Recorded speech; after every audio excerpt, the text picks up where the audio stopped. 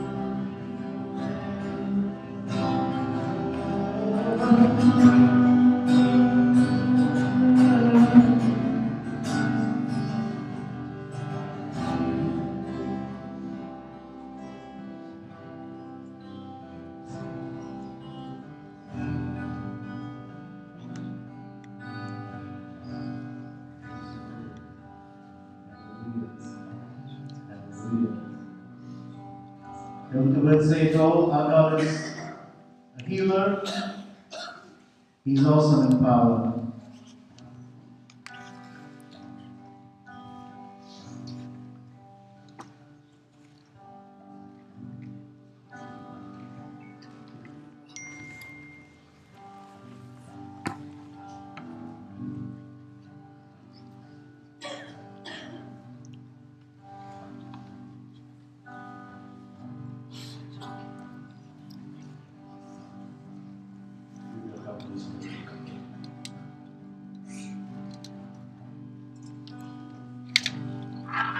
There's nothing worth more that you'll ever come close. Nothing can compare. You're only people.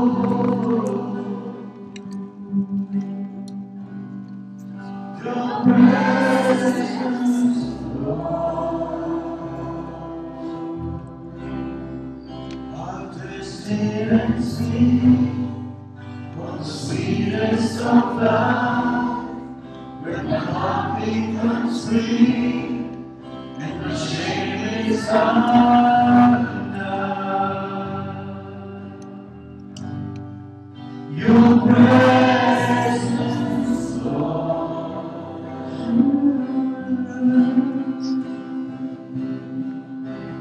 Holy Spirit, you are welcome.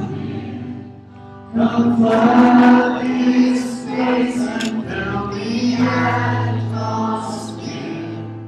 Your glory lies what our hearts long for. To be overcome by your presence, Lord. Holy Spirit, you overcome. Holy Spirit, you are welcome. Welcome, Holy Spirit. Come flood this place and fill the atmosphere.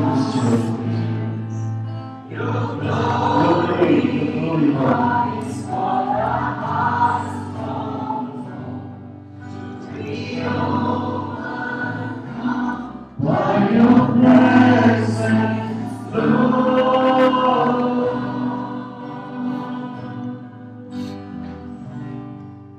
Your presence, Lord. Your presence, Lord. Your presence, Lord.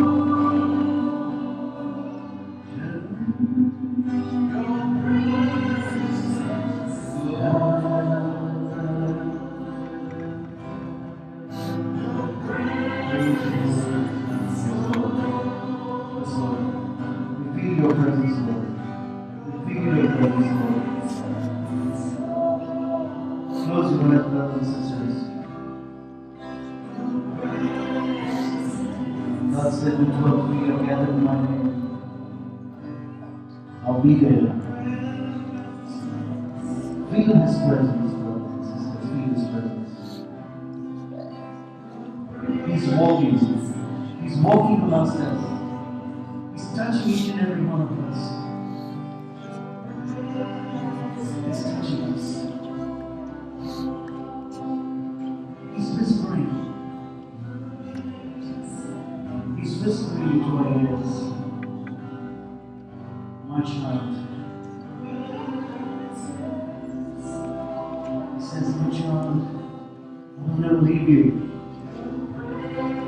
Never ever forsake you. Look, I have come to the palm of my hand. Look at my palms.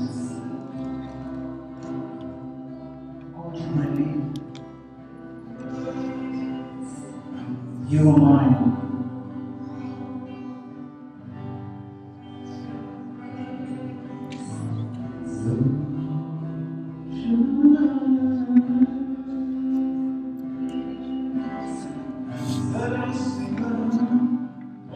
of your presence.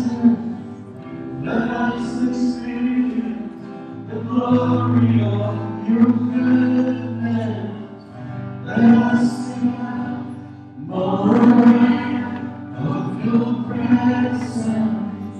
Let us experience the glory of your goodness. Let us sing out more of your presence. Let us experience the glory of your goodness. Let us sing out more of your presence. Let us Feel experience His presence, the God. glory of your goodness. Feel His presence amongst us. Your presence, Lord.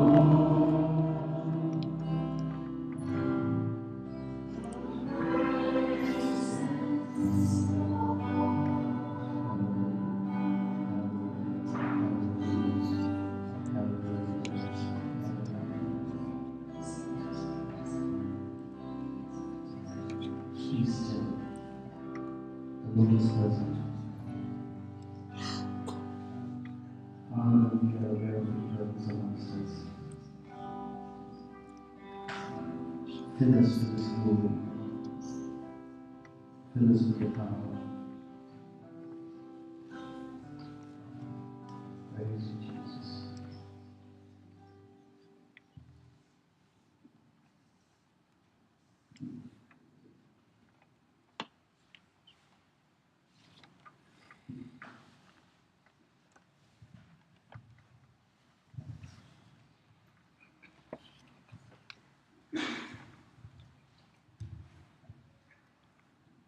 Praise the Lord. Can we hear some noise from the Lord? Can we hear some noise? Hallelujah. Hallelujah. Hallelujah. Hallelujah. We are all happy to be here, right? Yes. Amen. Good evening, brothers and sisters. Welcome to the daily retreat conducted by Brother Johnson, Sequeira. For those who do not know him, Brother Johnson is a lay Catholic preacher in ministry in past 20 years, but who travels around the world teaching the truth of the Word of God, healing and delivering people in Jesus' name. He is approved by the Catholic Archdiocese of Bangalore to preach the Word of God around the world. His ministry, JCILM, Jesus Christ Lord Ministry, is based in Goa, India, with branches around the world. This retreat center in Goa caters up to 1,500 people every month in addition to programs for drug and alcohol addicts whose based only in the power of Word of God. That these addicts are made to memorize and speak out loud as seen 100% success. Everything is free in the retreat. The policy is scripture-based that JCILM works on. As Jesus said in Luke 6:38, "Give, and it shall be given unto you. Good measure, pressed down and shaken together, running over, shall men given into your bosom." And Matthew 10:8, "Freely you give, freely you have received, freely give." And books and CDs are also distributed free of cost. We are sure you'll be blessed by today's meeting. But it does not stop there. Please get a copy of the white scripture prayer booklets and the 3 CDs and listen to these teachings daily to truly benefit from these teachings. The CDs, white books, and the scripture cards at the front of the foyer. So if you have not received while you're leaving, please take them, and if you need more, please take it and give it to your friends and relatives. This meeting is video recorded, photographed, and possibly live streamed. If you have any concern, please speak to the reception desk in front. Toilets are at the left side of the foyer left side, And it is also important to leave the premise at least by 10. If there is anyone who needs bread, or you want to meet Brother Johnson, you can meet him. But if you're coming for more other retreats, please allow other people to meet him. And that's all. And thank you. And now I would like to welcome our beloved Brother Johnson Sequeira to share the gospel.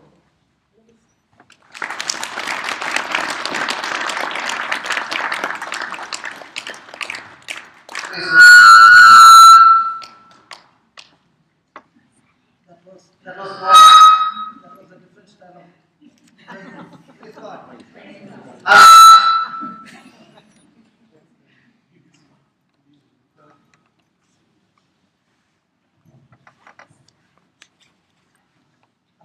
Hallelujah.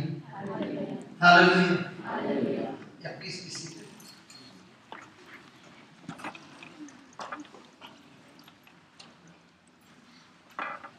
Can we just close our eyes for a moment? Oh, loving Father, we thank you. You are a loving Daddy. And you love each one of us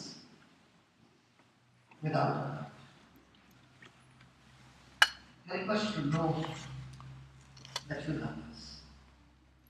But there are times when we doubt you.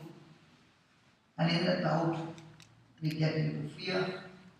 And fear opens the door for Satan to destroy our life. This evening, Lord, teach us through your word how we can overcome every strategy of the devil. And that is overcoming fear in our life. So here we are in your midst, Lord. Speak to us and teach us your word. Make this preaching and teaching absolutely easy to understand so that we can put it into practice and experience victory in our life. Have your way in our midst, Holy Spirit. Confirm this word that has been preached with accompanying signs and wonders. That when we go out of this place, we will not be the same.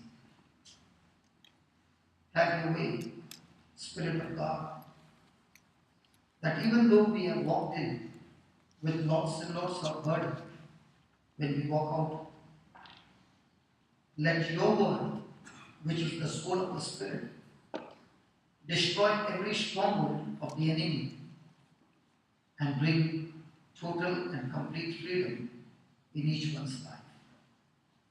Here we are, O Lord, longing for your word. Speak to us. We thank you, we praise you, believing that every word that comes up shall be yours. In Jesus' name. Amen. Amen. Hallelujah. Hallelujah. Hallelujah. Hallelujah. So let's go to 2 Timothy 1:7. 2 Timothy 1:7.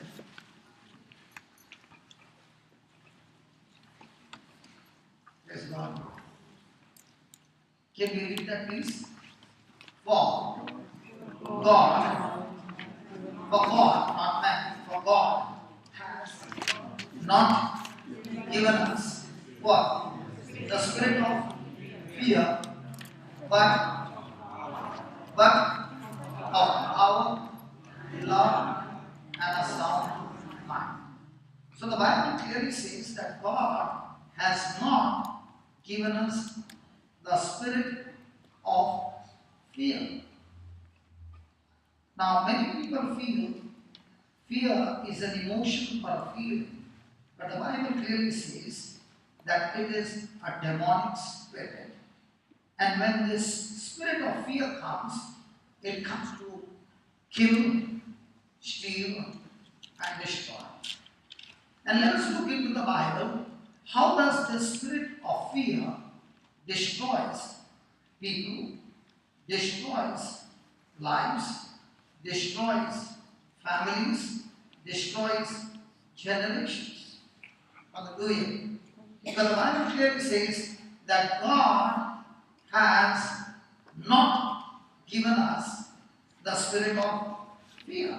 Then the question comes, how does a person receive the spirit of fear? So let's go into the Bible and see how dangerous the spirit of fear is. Are you ready? Yes. So let's go to Genesis chapter 1. And let's go to 26. Shall we read it, please? And God said, let us make man in our image after our likeness, and let them have dominion over the fish of the sea. Now, he started with let us, that is the Father, the Son, and the Holy Spirit. But after making this man, they said, let them have us. So you can see God's love.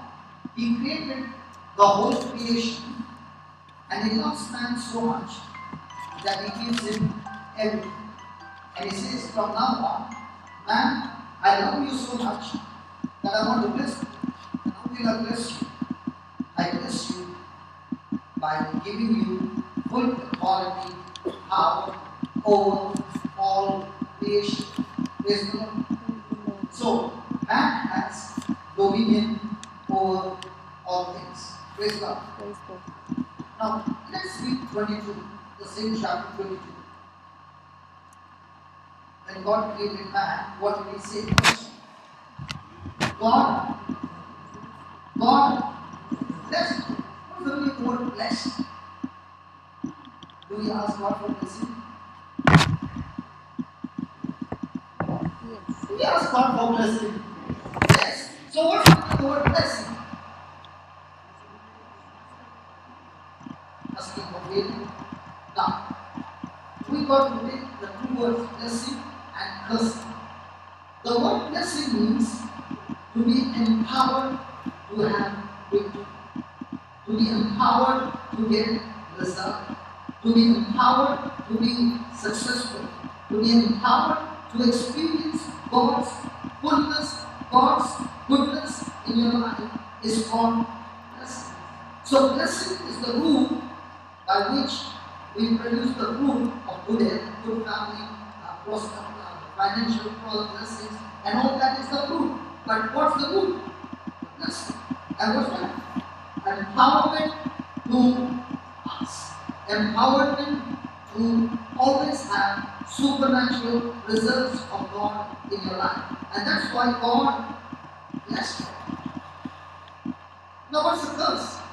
A curse is empowerment to fail, empowered to be destroyed, empowered to bring chaos and trouble and sorrow and grief and extreme pain in your life is curse.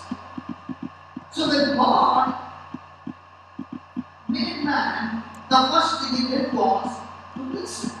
Now the question is, when God created the Garden of Eden,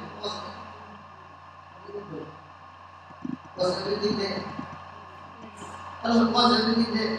Now when I'm speaking on the mic, can you see some of the words? They seem to be lost. Yes. Why does that happen? The connection. That you mean to say I'm not speaking some of the words? Did I say all the words continuously? Because of course, again. But the one behind when we say, hey, 2-3 words in this, what was he saying? The reason is, this mind works on a particular frequency which is unseen. And there is a receiver over there who has the same frequency who is the receiver. But when I'm out of range, the mic is said, your distance is only up here. Because that, then not all things will be received because the signal is getting weak. Are you understand? So what did God do? He, like this mind, has got a frequency. God put His frequency into man so that man would now operate like you understand? And that's why he said he blessed him by saying, be fruitful. No, in the Garden of Eden, everything was there. He did not need more blessing because there were only two people there. And everything was loaded in full. But why did God bless him? God blessed him so that he would take the Garden of Eden as a model, multiply, and create with God through his power the Garden of Eden all over this world. And that is God's plan for man. Hallelujah. Now God created man for what reason? So that he would pour his love into man, and man would pour his love into all creation. So God created man for love. And that's why he blessed him and said, be fruitful, multiply, and replenish this whole earth. So in other words, I have given you one model of Garden of Eden, and I am telling you that from now on you can use the seed and now multiply the Garden of Eden. Now in the Garden of Eden there were only good things. There was no evil. And everything was beautiful. So Adam is happy, Eve is happy, everything is going on fine. No sickness, no disease. Body extremely healthy, no trace of death. There was no question of death. Everything was amazingly perfect. Perfect in the body, perfect in the soul, perfect in the spirit, and God would talk to man. Praise God. Something happened in Genesis chapter 3. Let's go to Genesis chapter 3. Before we go there, just give me, there was some instruction that God gave in Genesis 2 verse 16. Let's go there. And let's see what did God say. And the Lord God commanded the man, saying, of every tree of the garden you may eat freely. So, is food in abundance? Hello? Is food in abundance? Yes. It is super in abundance. But of the tree of the knowledge of good and evil, you shall not eat of it, for in the day that you eat thereof, you shall what? You shall die or surely die? Sure. You shall surely die. Now, this command was given to Adam. Praise God. Hallelujah. Hallelujah. Praise God. Now, in chapter 3, verse 1. Thanks. Now the serpent was more subtle than any beast of the field which the Lord God had made, and he said unto the woman, and he, come on, I want you to repeat, please. And he said. Now, the first two chapters, God said. Chapter 3, Satan said. Praise God. When the first two chapters God said, and Adam received what he said, the power was transferred or activated in Adam's life the moment he said, be fruitful, be multiplied, have dominion. And Adam took that word and the power was activated and he was like God in the Garden of Eden. Is that clear? Now here is Satan who came and said to the woman, he said to the woman, hey, has God said, you shall not eat of every tree of the garden? And the woman said unto the serpent, we may eat of the fruit of the trees of the garden, but of the fruit of the tree which is in the midst of the garden, God has said, you shall not eat of it. Now did God say, neither shall you touch it? You know, when we add something to what God has not told, it becomes a lie. You can't add, you can't subtract. What God said is what God said is true. But anything added or subtracted is no longer true. And this is what I. The moment Eve must have said, I don't know, I'm not sure.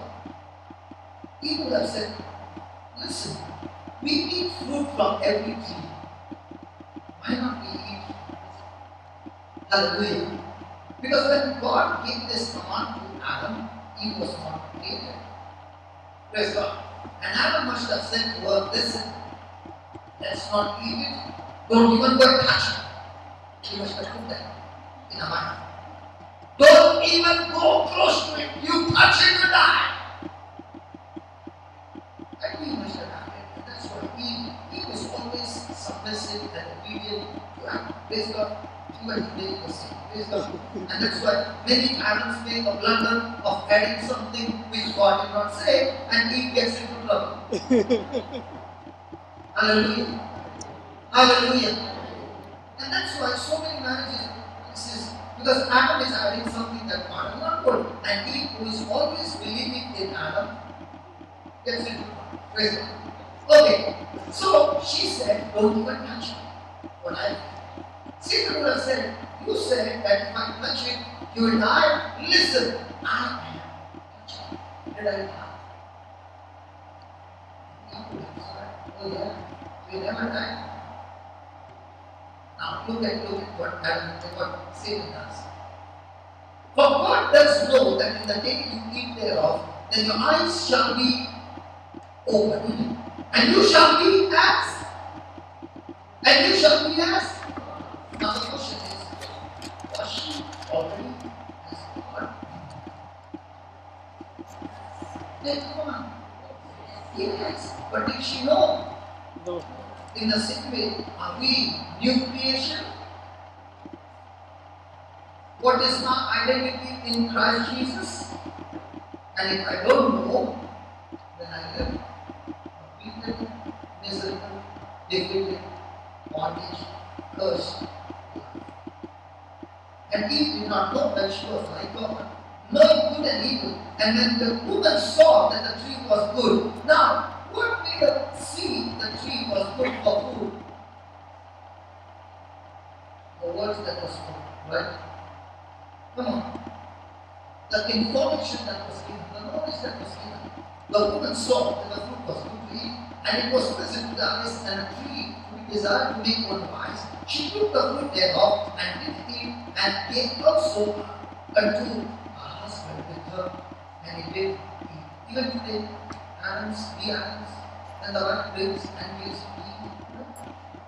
Darling, I love you, honey. For my sake. Adams are not to me. Did he fall into the trap? Yeah. No. This is my thinking. Why do you think Adam ate it?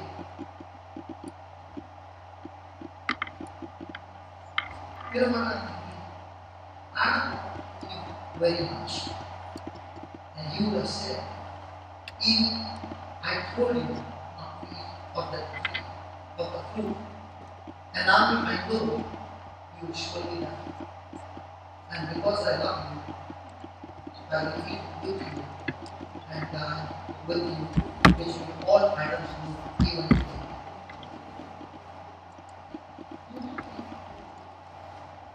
Only Eve's are laughing, Adams are not laughing. Now, don't you see the same thing happened in the Garden of Gethsemane? There is another Adam who is also facing the same situation. Is his Eve, that is ours, have all eaten sin, and we have all tasted to death. And Satan is tempting him and saying, don't go to the cross. And there is a fight going on in the Garden of Gethsemane. So there are two gardens. One is the Garden of Eden, one is the Garden of Gethsemane. There are two Adams, the first Adam and the second Adam is Jesus. And both of them are facing the same situation. Eve has eaten and she's surely going to die. And here is Jesus. His Eve has also eaten disobedience, and his Eve is surely going to die in hell for all eternity. But look at this Adam, what he sees. This Adam is saying, Eve, I love you so much that for your sake, I will not die with you, but I will die for you. Can we give Jesus a big hand for that? Hallelujah.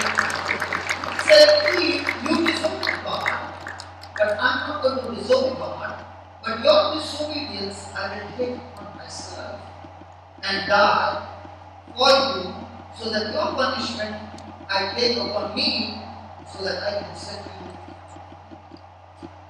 That's love. Praise God. Hallelujah. So, Adam did eat, then what happened? And the eyes of them both were opened, and they knew that they were naked, and they sewed figs together and made tablets. Now, watch this. And they heard the voice of the Lord walking in the garden in the cool of the day, and Adam and his wife hid themselves from the Now, did they go disobey God? Yes. Did they hide from God? Yes. They hid from the presence of the Lord God among the trees of the garden. And the Lord God called unto Adam and said, Where are you? And he said, I heard your voice. And so how does the spirit of fear get into Adam?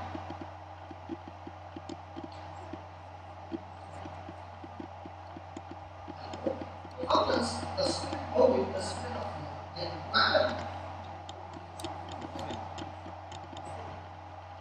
Not disobedience. Come on, something.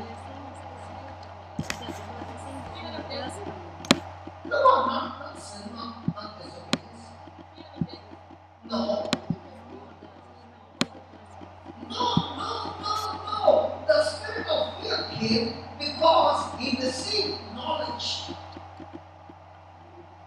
As long as he had no knowledge other than God, he had only love and fear. So the moment he got knowledge that contradicted to God's word, that knowledge deceived him, believing that that knowledge was truth. And because he believed that knowledge was truth, he ate the food. Now, question: every day in our life, do we also get knowledge? Now, what knowledge do we get? Do we get knowledge that is from the Word of God, or do we get knowledge that is from the Word? And if we get knowledge every day, which is contradicting to God's Word, my friend, you will begin to believe that knowledge, and when you believe the knowledge which is not the truth, you yourself has opened the door for the spirit of fear to come in. And remember, when the spirit of fear came into Adam, fear brought separation from God. He began to hide from God's presence. Came into his word. Now, what had God designed man to die? No. God loves man so much that he gave him love by which man would live for all eternity without sickness or disease, without bondage, curse, trouble, grief, sorrow. He was supposed to live in the presence of God for all eternity with fullness of God. Now, in the same way, every day we also sit before a book called Vision. Has anybody seen that book called Vision? Television, I just saw that word in pieces. Vision. Now, what does the television speak about? 24 hours word. And those who come in a talk show, celebrities, they talk about the word of God. And you also are sitting and watching bold and beautiful. Praise God. And now you are getting what? Knowledge. And that knowledge, what you see, begins to play on your thinking, on your emotions, and leading you to open the door for the spirit of fear to enter in. Now remember, Jesus said, the thief comes to kill, steal, and destroy. Who is the thief? The thief is called the spirit of fear. I have come to give you life in abundance. Who is he? The spirit of fear. So, if you have to ask yourself in a whole day, what kind of knowledge do I download? Might be from the television, might be from some magazine or some books or from CD or from people's chat or whatever the media offers. Like my sister Lovey said, if you will get CD and a book which is absolutely free, take it, go home and keep on playing it and keep on reading it and get that knowledge. What was she trying to say? When you get this knowledge of the Word of God, which gives you faith, the spirit of fear has to leave. Praise God. Fear. So when the spirit of fear comes, that fear will bring destruction in your life. Get a bad test report from a doctor. What do you? And the doctor might even say to you, such kind of sickness is very rare, and medical science has no medicine for you.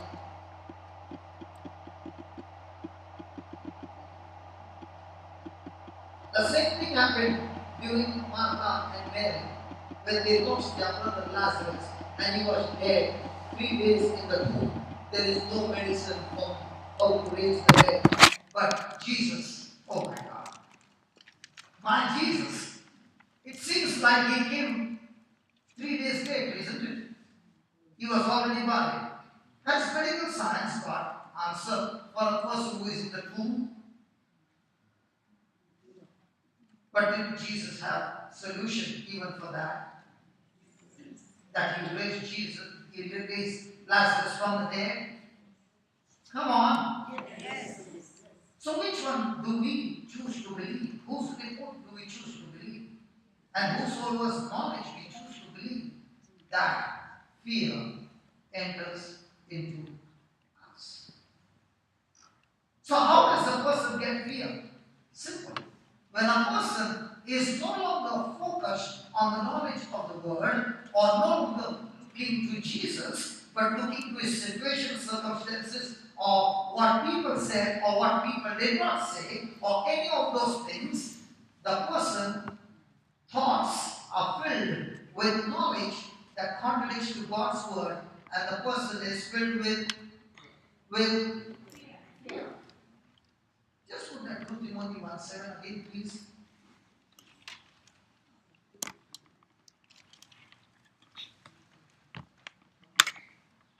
Let's read it again. For God has not given us the spirit of fear. So when God has not given us, are we going somewhere and downloading this spirit of fear? Now we know. How does it get downloaded?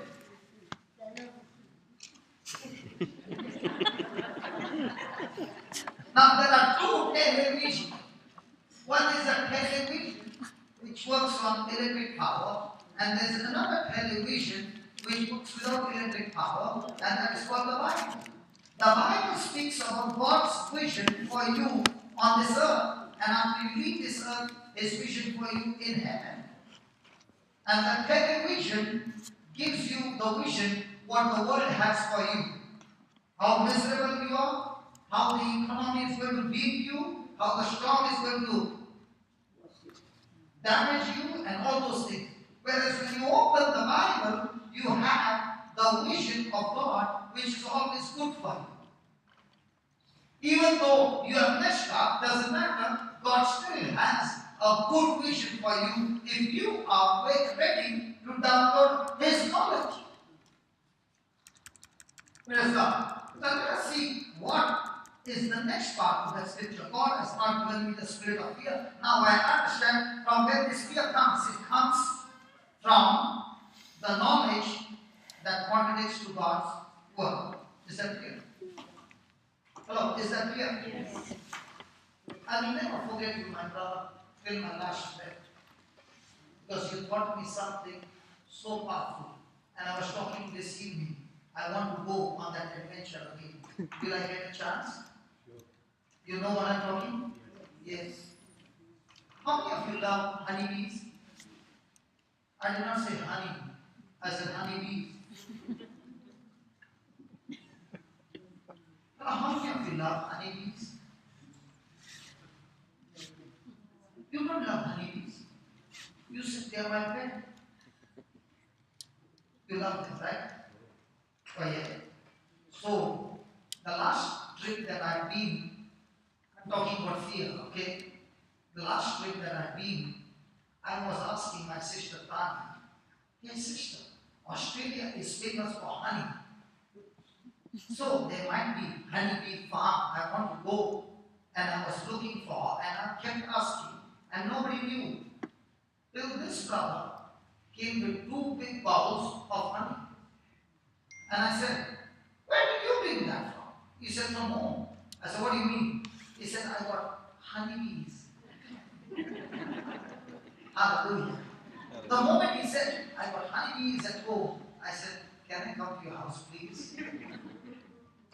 And he said, what for? I said, I would love to know how do you keep these bees as pets.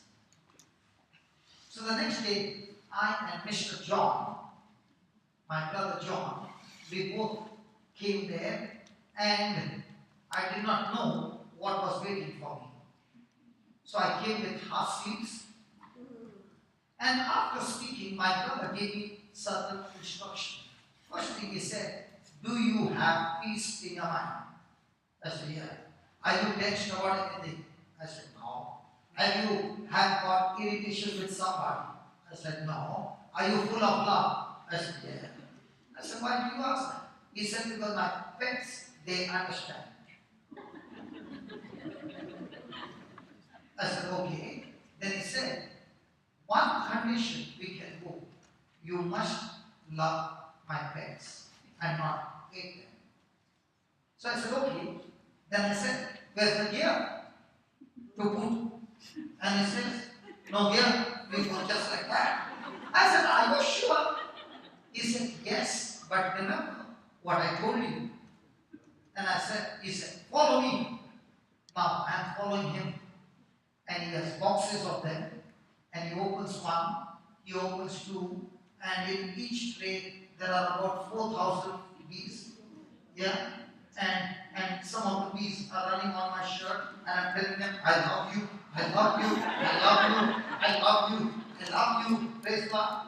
And those bees are moving around. Nobody kissed me. Has anybody ever got a painful kiss from a bee?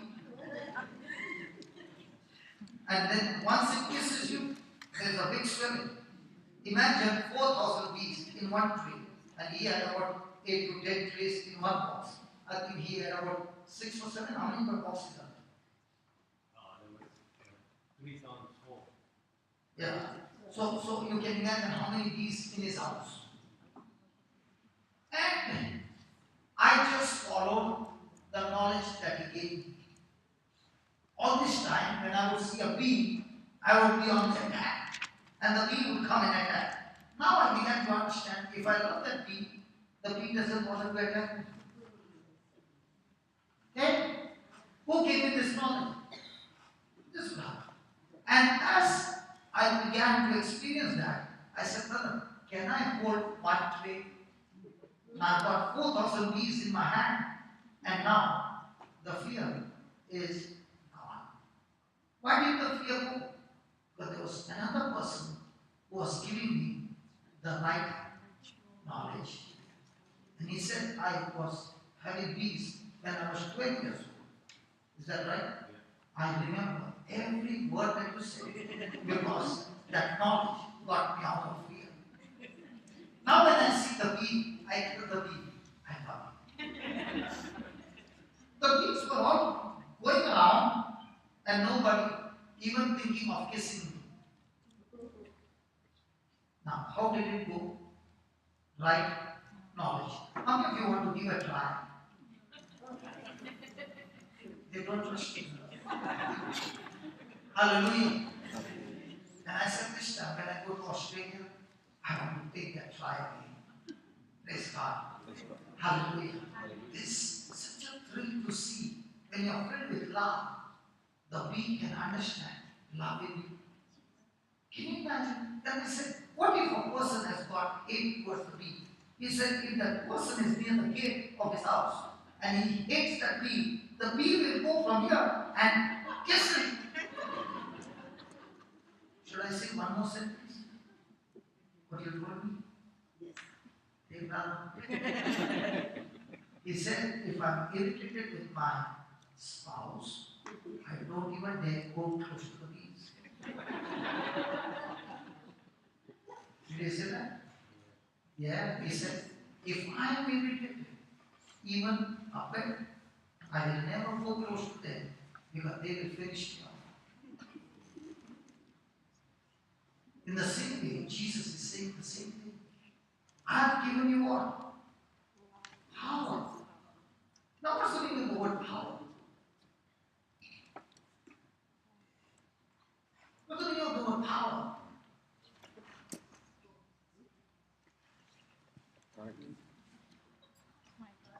Now, are we using electric power? Yeah. What's happening because of electric power? Light. There is light in this room. You switch off the electric power. What will happen? Dark. There will be darkness. So what does power do? Power brings result. In the same way, God is saying there are different kinds of power: electric power, solar power, dynamic power, nuclear power, engine power. Come on, all the power. But He's saying the word, the power that I have given you is the divine power, the supreme power I have given to everyone seated in this room who believes in Jesus. Wow. So do I have the power to kill cancer? Yes. So, do I have the power to kill any sickness or disease? According to the word of God. Now the question comes, if I have this power, then how come sickness destroys my body? The second thing He says, I've given you power, I've given you love. What love? The love that Jesus displayed on the cross to be sacrificed for the whole human race. A one-sided, selfless love God has given to everybody. It's not that He's going to give us a love that I'm able to forgive anybody, anytime, for anything that He does. That kind of love He has given to everyone. Now the question comes, if this is true, how come I'm not able to experience it? Isn't that a good question? But the third thing He says, He has given us what? A sound mind. What's a sound mind? A sound mind, a sober mind, or a self-controlled mind. What does that mean? When my thinking does not agree to God's word, it becomes an unsound mind. When my mind is filled with facts that I see, I hear, and not on the truths which is the word of God, my mind is unsound. And an unsound mind locks the power and love And instead of power flowing, there is now fear flowing, and fear comes to kill, steal, and destroy. The love that is in me through the Holy Spirit is looked up and now comes from me extreme hatred and unforgiveness because of the unsound mind. So if I have to take a calculation in a day, how much of my thoughts are sound and how much of my thoughts are unsound? Which one will be more?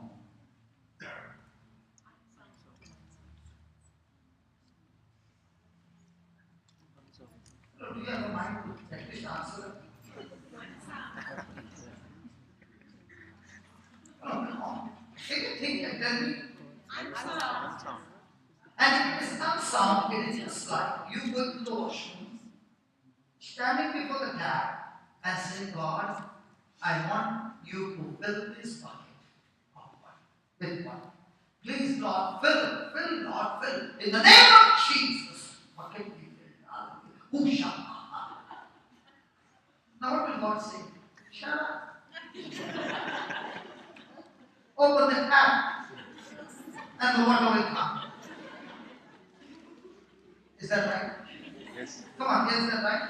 Yes. You know, every time we tell God, God, fill me with your presence, God, fill me with your power, but it looks like God is not filling you. It looks like God is responsible because your life is messed up. And He says, listen, it's not me, it's your unsound mind that has locked up my power, and you have given the key to the spirit of fear to kill you, steal you, and destroy you. Yes, God. So that's the problem. You see most of the time what we pray. God, fill me with your presence, Lord. Fill me with your glory, Lord. Heal me, Lord. Lord, fill me with your love, Lord. He said, you mean to say I've not done all these things? I have done it all, and I even said it is finished on the cross from my side. Now the ball is not on my side, my ball is on your side.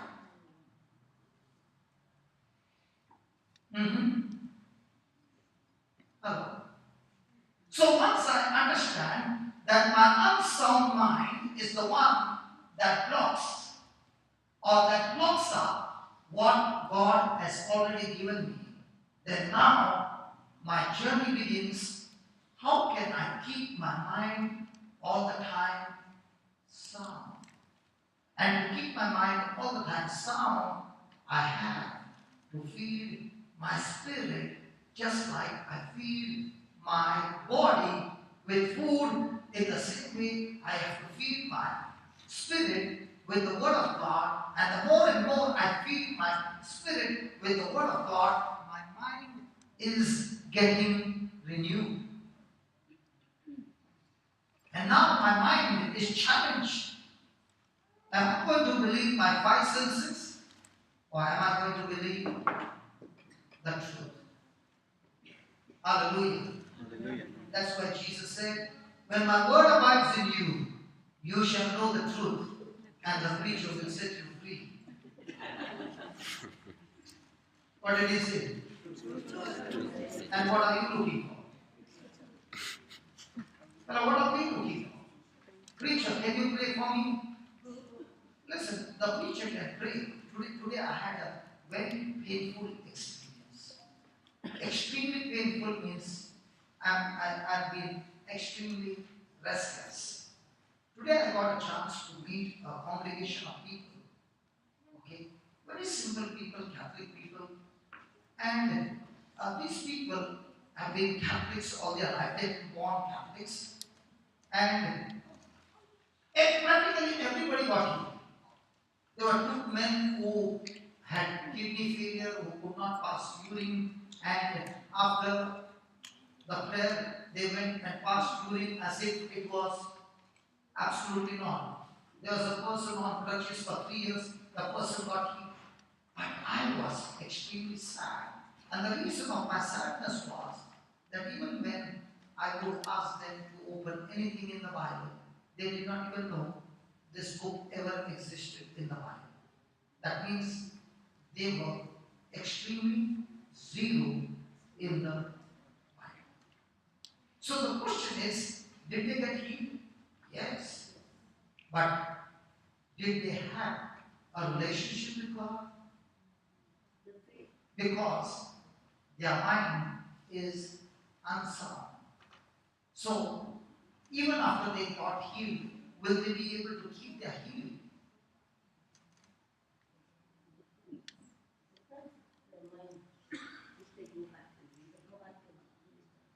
If they have no craving for the word of God, what happens?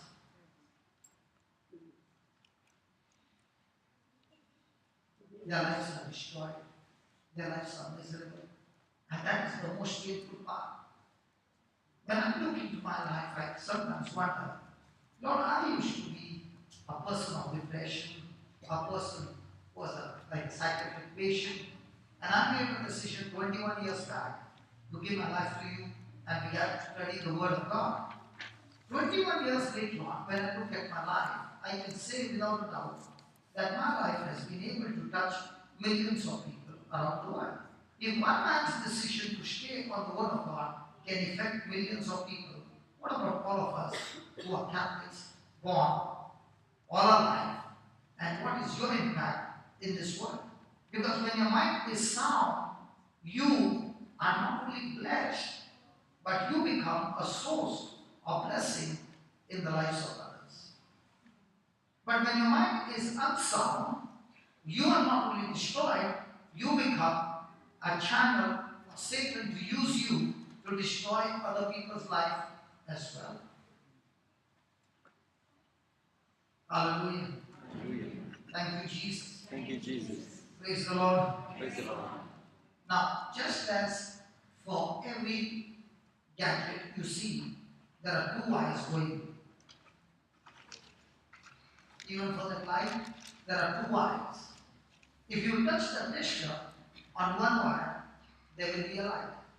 The other wire, when you touch, there's no light. But do you need the other wire? Yes. If the other wire doesn't go along with it, will any of the gadgets work?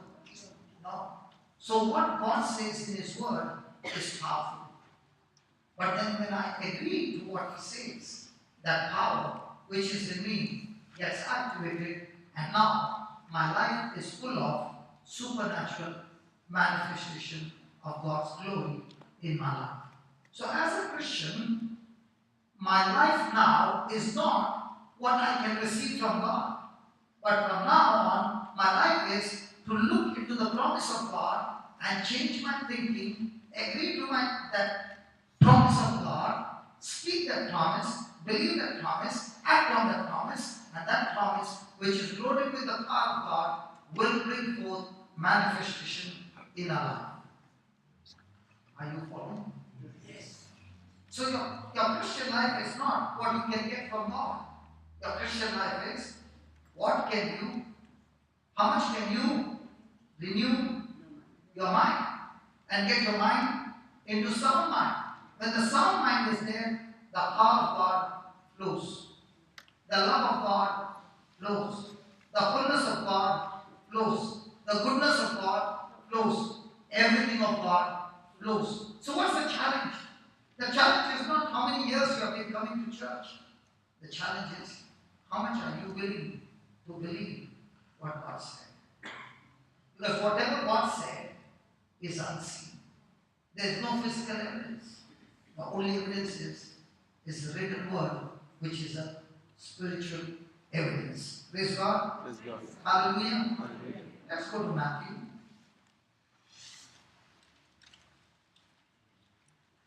And let's go to chapter 8. Chapter 8. And let's start with 20.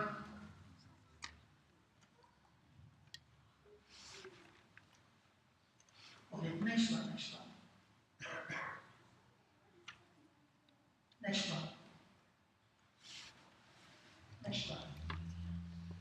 Okay. begin? Hello, shall we begin? Yes.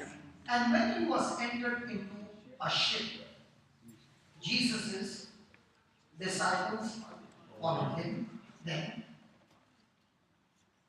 And behold, there arose a great tempest in the sea, insomuch that the ship was covered with the waves, but Jesus was asleep. So the ship was filling with water, and Jesus was sleeping underwater or floating, I don't know.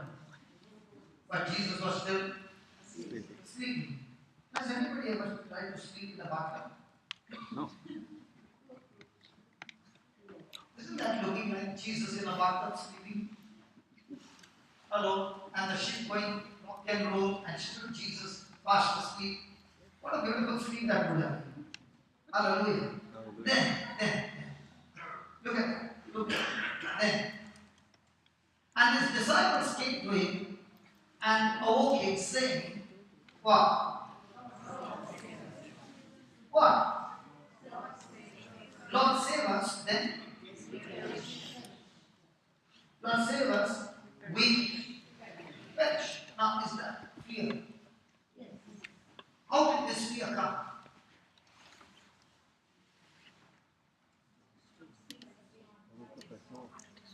What they saw, what they felt, and what they began to visualize.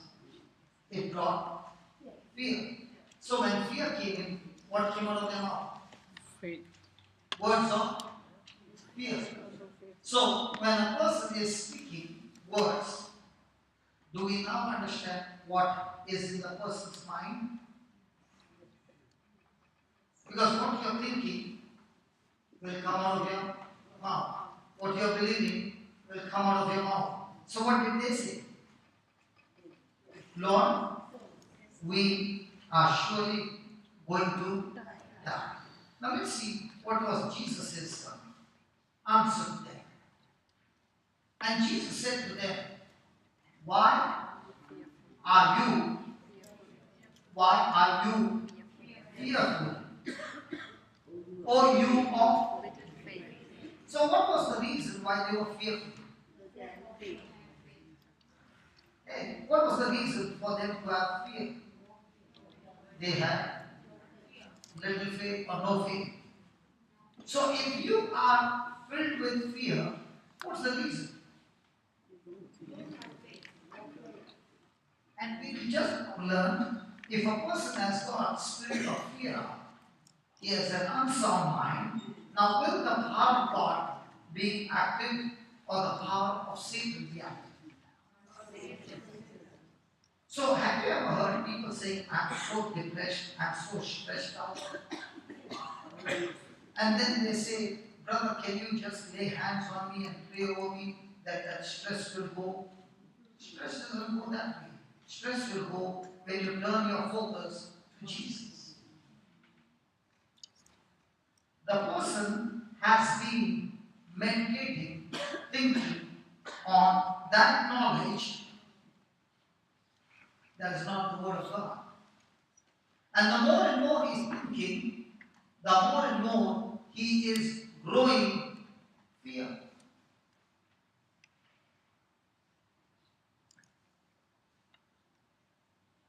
And that's why the only solution to get out of fear is to look to Jesus.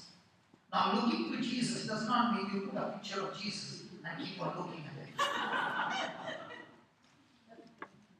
Looking to Jesus means the same Word that became flesh is Jesus. And the more and more you focus on the Word, and how do you focus on the Word? By repeating the same scripture over and over again into your ears, speaking it out of your mouth. That Word is alive. That Word is active. That Word is full of power. That Word is full of energy. That Word has got great effect. And that Word has the power to operate. And that's the challenge. That's why the other day, somebody called me and said, there's this man from Mauritius. He has never seen me, never heard me. He was going through depression, and on the YouTube, he was just searching for some healings. And then he came across one of the YouTube teaching. And once he heard the teaching, he got so hooked up that he found one of the person's phone number while in the talk. So he called that person and said, I'm going through this and I've been listening to the word of God, but I do not find much change in my life. What that brother is saying. So this lady said, all you need to do is, for the next 10 days, listen to what you are listening and start writing word to word. So he said, what will that happen? What will that mean? She said, unless you hear attentively, you cannot write. When you are hearing, not necessarily you are hearing, you are listening. When you are listening, you can't write. But when you are hearing, you can write. That's why Jesus said, those who are ears, listen. Did he say listen or hear? Means what? Hear so attentively that you will make the change and put it into practice. So she said, listen, all you do is pause, write, pause, write, pause, write, pause, write. And this man has been on the bed for a long time. His bedridden. So he began to pause, write, pause, write, pause, write, pause, write. 10 days later, he called her and said, do you know what happened? I was pause, write. I did not even know when the healing took place. I'm walking now. Even that laughing is confusing. Hallelujah. Hallelujah.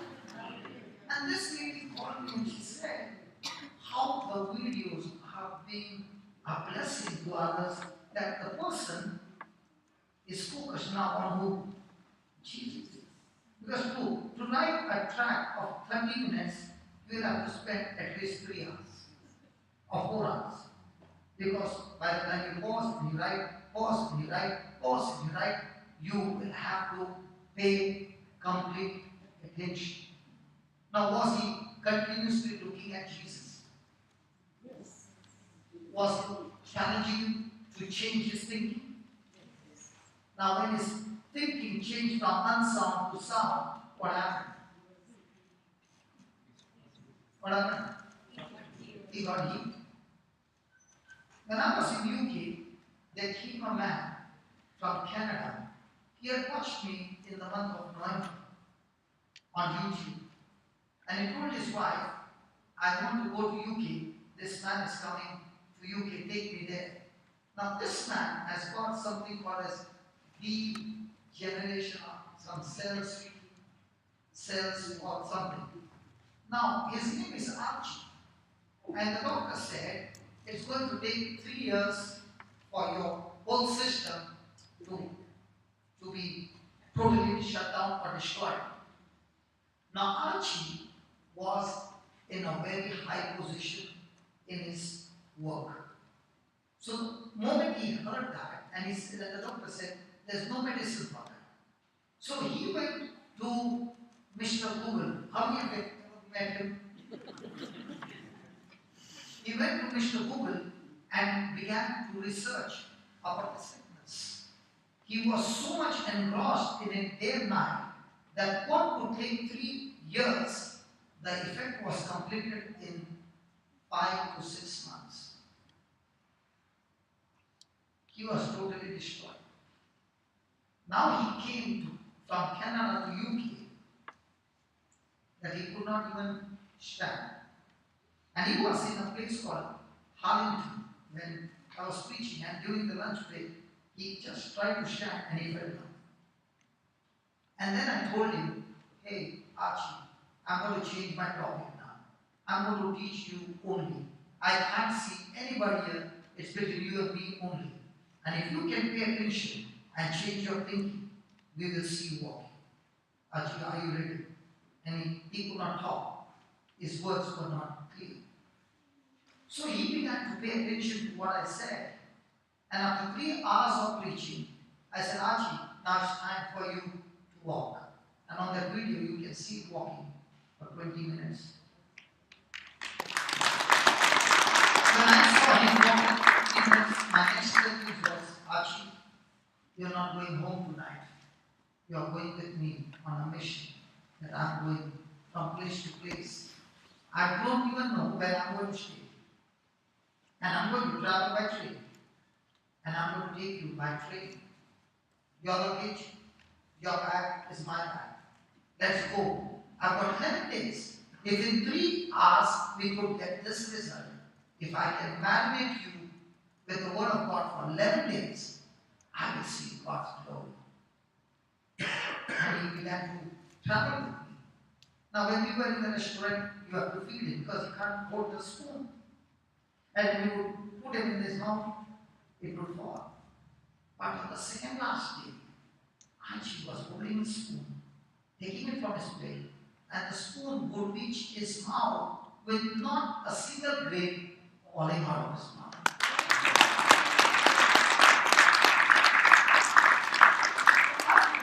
Archie went back to Canada. And I said, hey, what's happening? He said, brother, I've been soaking myself in the Word of God. I said, good. So how many hours are you walking? He said, no, I'm not walking. I'm sitting and watching. I said, you can sit and watch. You will never get it. I said, I want you to walk for 1 hour. Listen to the Word and walk for 1 hour. He said, 1 hour? I said, listen, if you can set your target beyond your capacity, then you will depend on God. If you're setting your target that is your ability, you don't need to depend on God, you are doing it with your own strength. So set your target beyond your capacity. He said, done. By now, his words have become very clear. So I said, next morning when I'm getting up, I want to hear from you a message I've done for 1 hour. So the next morning, I read the message. The message said, I walked for 1 hour. Praise God. Hallelujah. I said the next day, actually, why don't we increase it to 2 hours? He said, now I understood how to tap into grace. I'm ready for it. He finished 2 hours.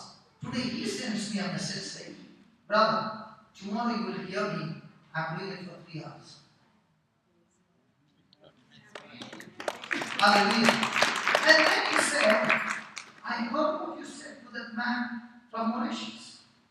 That lady told him to write, brother, with my capacity, I can't hold a pen. But I'm going to write scriptures. Even if I write 5 words in 1 hour, I've still improved from nothing to 5 words. So tomorrow morning, I'll be looking for the message where Archie will be saying, I've finished with 5 words, 10 words. And I've been telling Archie, everything that you're saying is recorded, my friend. A day will come and you will be standing and saying, what was supposed to destroy me? I did not allow fear to take over. I soaked myself with the Word of God, and with the Word of God began to fight my battle. And look, the Lord has restored me. Hallelujah. Today the wife said to me, there are 2 amazing things that have happened. Archie's legs were always swollen. From 1 week, from the time he has been doing this, walking and hearing, all the swelling is gone. 2, Archie has been getting nerve attacks. Okay? For the last 3 years. But from the last 1 week, those attacks have stopped completely. Everything in Archie is changing each and every day. And when we see each day a difference, and I said, the nurse attends to the patient. In the same way, I told the wife, write down everything that you see new and start praising God. God, I saw the cloud, the little cloud, and I know now it is going to rain. That's a fact. And that's what happened over here. They saw something and they got into fear. Now what did Jesus say? Why are you fearful, you of little faith? Then he arose and rebuked the wind. Then he, please read that. Please.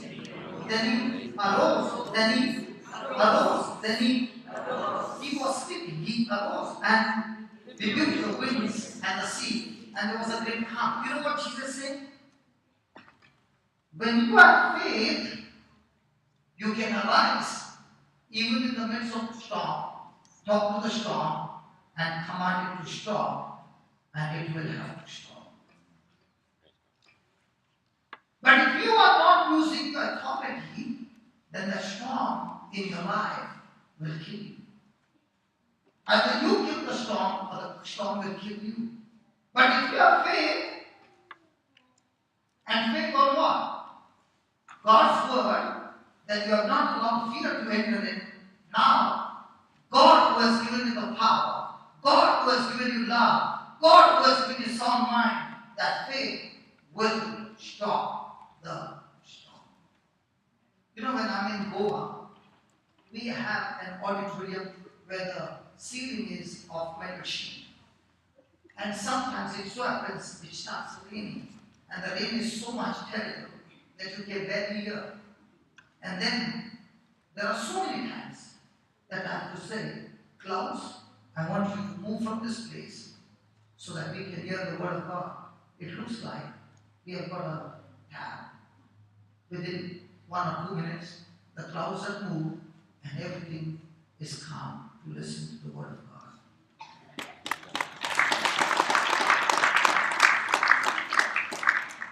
Now, has God given us this power? Yes. But do we believe in this power? And because we have not been believing, we have not been exercising our faith. Hallelujah. Hallelujah. Now, what did Jesus say over here? When does fear take over your life? When your faith starts dying out. Let's take another example. Mark 4:40.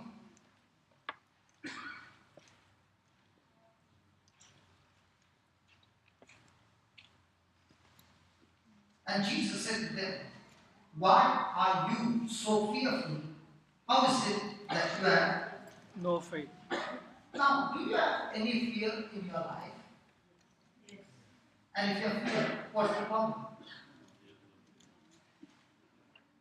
If you have fear, what's the problem?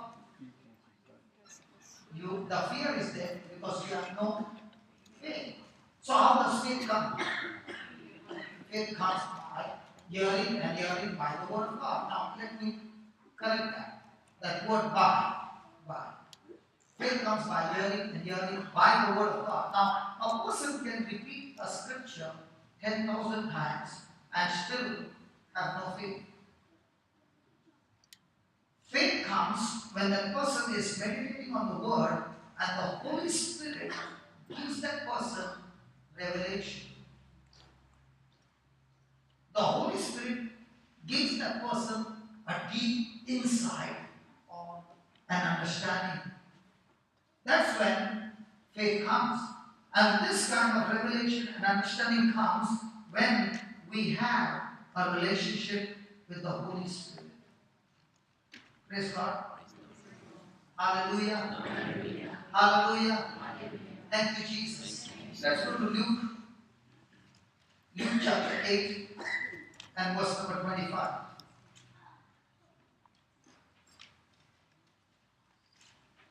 And Jesus said to them, where is your faith? And they being afraid, wondered, saying one to another, what manner of man is this? He commands even the winds and the water, and they. So, in other words, what is Jesus saying in these three passages? If you have faith, you won't have fear. If you have fear, you won't have faith. And remember, if I give into fear that Satan has legal right to come and steal, kill, and destroy. Amen? Amen? Amen. Now, did Jesus ask them, Where is your faith? Or did he say, where is your fear? So what is Jesus asking us today, tonight? When you are asking Jesus, Jesus, can you please calm the storm? What is he saying? How many of you believe God gives victory in our life? No. Come on. Lift your hands straight. Yeah, good. I'm going to read you after the class. Open to 1 John 5. Can we settle it once and for all? Every time I come, I ask the same question and the answer is the same. Do you know why? Somebody said, you know, brother, your questions are tricky. You keep on confusing people. Okay, I'm going to ask you a question. Are you a boy or a girl? You think you are a girl? God, I asked the wrong person.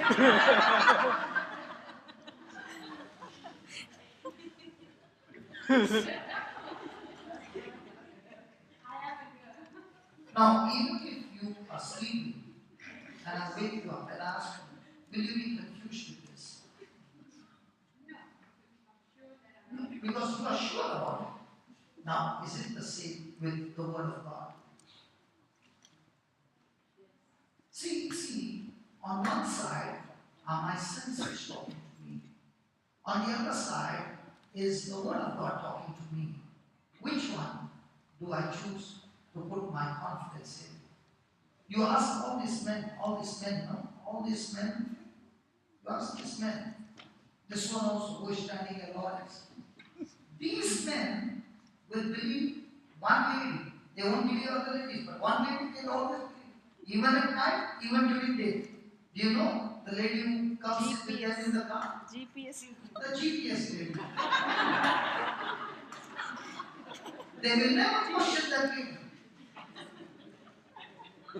Whether it's night or day, when she says, take a ride, Lawrence, will you say yes or no? Yes. Brother, will you, she says, take a U-turn. Will you take a U-turn or no? Yes. And I've seen every person that I'm sitting in their car, the first thing they want to talk to this lady. Some of them, they even know the route, but still they want to talk to her. Who can we trust her? And we find difficult to trust the Creator.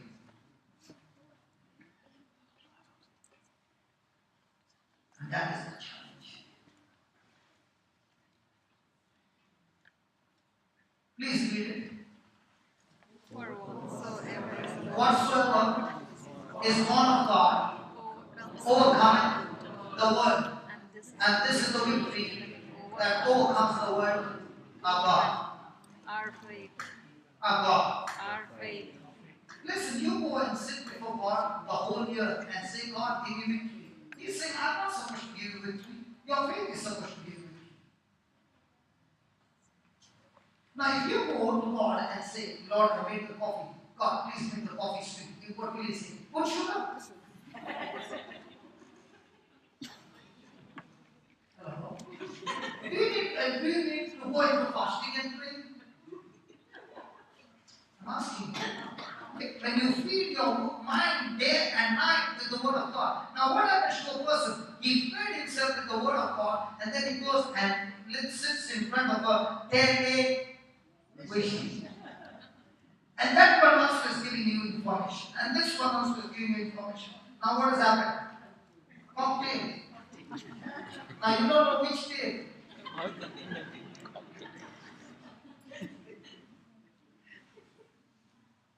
Now you're living a life like a tail, not like the head. But if you have the Word of God, and you are living like the head, Jesus makes you the head and not the tail. Hallelujah. So who is going to give you victory? Jesus.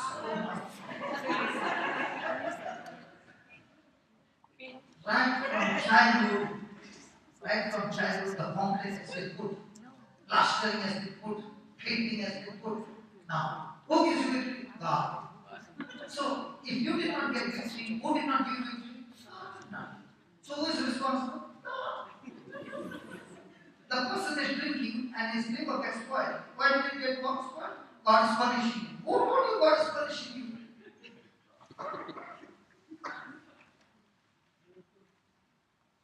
Hallelujah. Hallelujah. Is that clear? Yes. Sure. Yes. How many of you believe God gives you victory? Yes.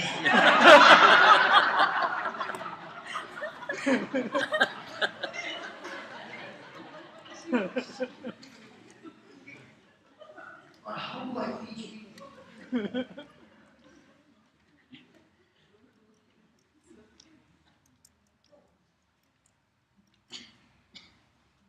And not you. There are so many who live.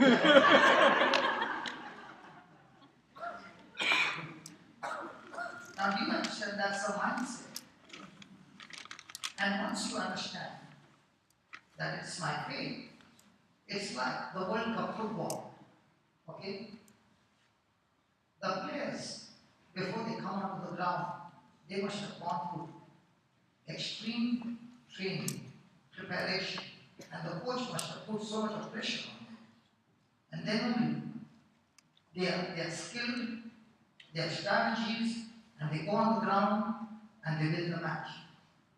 Is that right?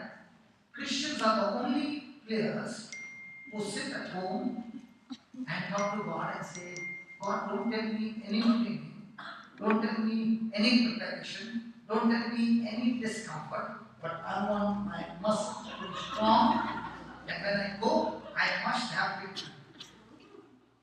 Christians are like that.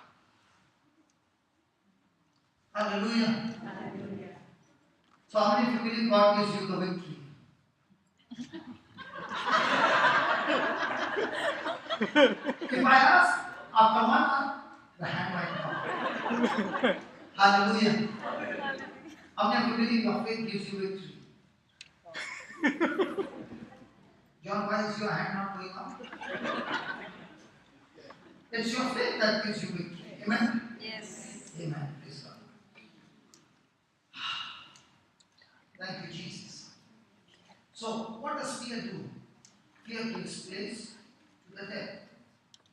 And now, because of fear, he has legal right to steal, kill, and destroy. Amen? Now put the slides. Now we go to the slides.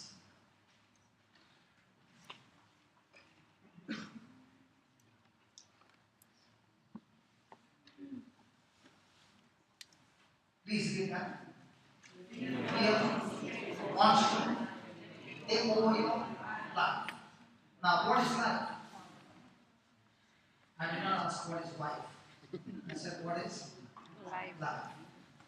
What is life? Do you have life? Yes. Then why did Jesus come to give you life?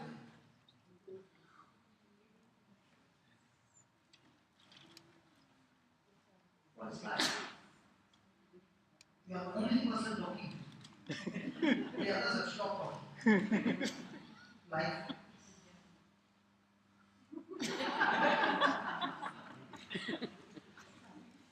What is life? Let me ask the students first. What is life? What is life?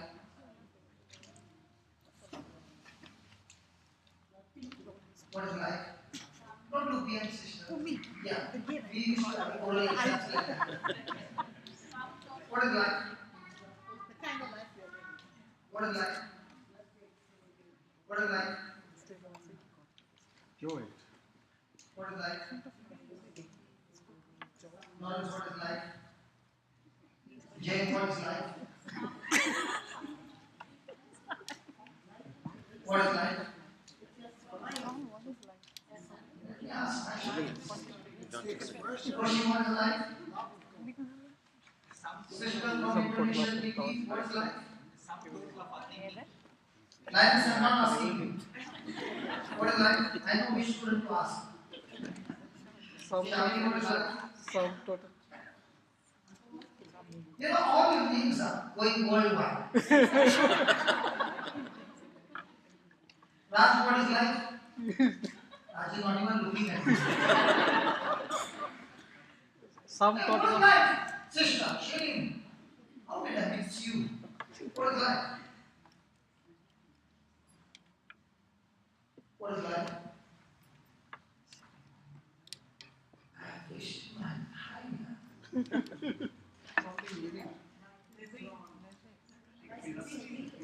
What is life? Being alive is life. So are you alive? So Jesus came to give you life when you're alive or when you're dead?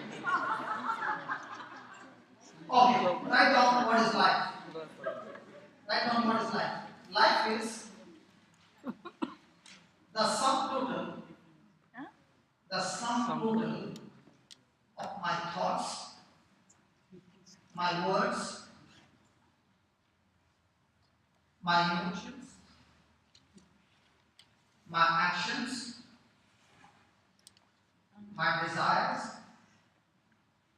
my will is my life. So what is God's life? When I take His thoughts, His words, His feelings, His will, His desires, and make them mine, now I have God's life. Fear wants to take over my life. Means what? I love Jesus. I want to serve Jesus. But he will, first of all, come and attack my thoughts. Once he has my thoughts, he has my words, feelings, decisions, actions, and now my expectation and everything has changed according to the pressure that is putting on me, and now I am in his captivity. Are you understanding? Now the same storm Jesus is facing, the same storm the disciples are facing. But are they both responding the same? Jesus is responding by taking authority over it, whereas the disciples are responding by being in captivity, having no capacity, no power to fight back. And therefore, fear has taken over this person. Now, if a person is in depression, the person can take medicine. The medicine will only make that person to sleep, make that person drowsy, make that person's mind work slow, but not get that person out of that fear. But the same person now feeds himself day and night with the Word of God. Now what happens? He makes God's words his words, God's thoughts his thoughts, God's desire his desire, God's will his will. Now, is fear able to have a hold on his life? No. Now, the Word of God has a hold on his life. Are you understanding? So, Satan is going to try his best to get us into fear. Now, what is his strategy? Please understand, battles that are won are always won using strategies. An eagle and a snake fight. The eagle will never ever think of landing on the ground and on the ground attack or fight with the snake, because the eagle will surely lose. And that's why the eagle will always fight a snake on the flight, not land, come very close and lift the snake up. So the eagle will fight the snake in the air, and the snake wants the eagle to fight on the land. So the moment the snake is lifted up in the air, the snake has no power. In the same way, we as Christians, we don't fight our battles using our senses, but we fight our battles using faith, where our senses don't dominate. The Word of God dominates our thinking, our feelings, our actions, our decisions. Everything is taken charge by the Word of God. So when a person is fighting any battle based on things seen, things heard, things felt, he is using his five senses, he will lose the match. That's why the Bible says, the just shall live by faith and not by sight. Faith means what? This is what God said, and therefore I've made a choice to agree to what God said, irrespective of what I see, irrespective of what I feel. I will continue my life agreeing to what God said. I will speak what God said. I will do what God said. When that becomes my attitude, I am operating in faith, and that faith brings me from being a victim to a victor, and now I have victory in my life. Are you following? So the first thing is, I must not tolerate fear. Because the moment I tolerate fear, fear will gain access and have legal right to kill me and destroy me. And that's why you see, when you open the news channel, when you're listening to the news channel, do you get good news or bad news? Bad news. How many times do they play the same video? And how fast they keep on playing? Why do they play? Because the God of this world, who is Satan, he can have legal right over you and destroy you as long as you are believing those videos. And that's why the world is day and night introducing knowledge after knowledge after knowledge that contradicts to God's word. And he deposits knowledge in such a way that you find it very difficult to find whether it's the truth or a false. Are you understand? So the moment you tolerate fear and don't fight back, fear will take over your life. But even though you have a bad news, and you're saying, now Archie, does he have a bad news? Yeah. Does he have the symptoms? Yeah. He has everything. But the moment he began to understand, I should not tolerate fear, I should fight back with faith.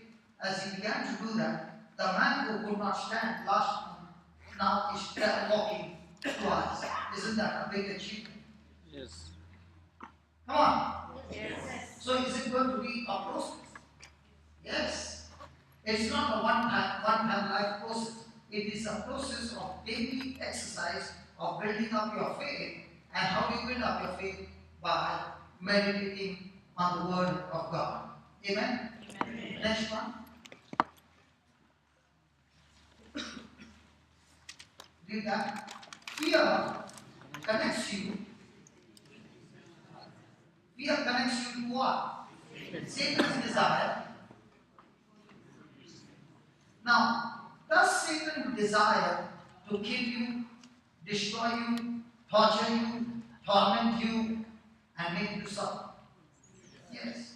And that's why he will do everything possible to get your attention on those things using your five senses.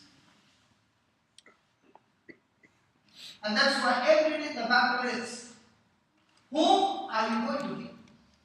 Your runway. Do you know a runway? Hey, flight. Has anybody from India traveled by flight? No, did you travel by flight? How come the gravity did not work on you? If I take your hand, it's heavy. Heavier than the flight? No. So if I leave, it will go up in the air. Where will it go? Then how come your plane began to fly?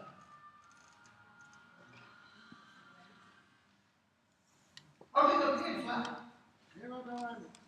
How did the plane fly? Thrust and lift. So when the plane goes against the wind at that speed, the air builds pressure on the wings and lifts the plane up. But if the plane doesn't go at that speed, will the plane ever take off? No. In the same way, look at Romans 10. Can you shift up? Romans 8 verse 1 and 2. Romans 8, 1 and 2.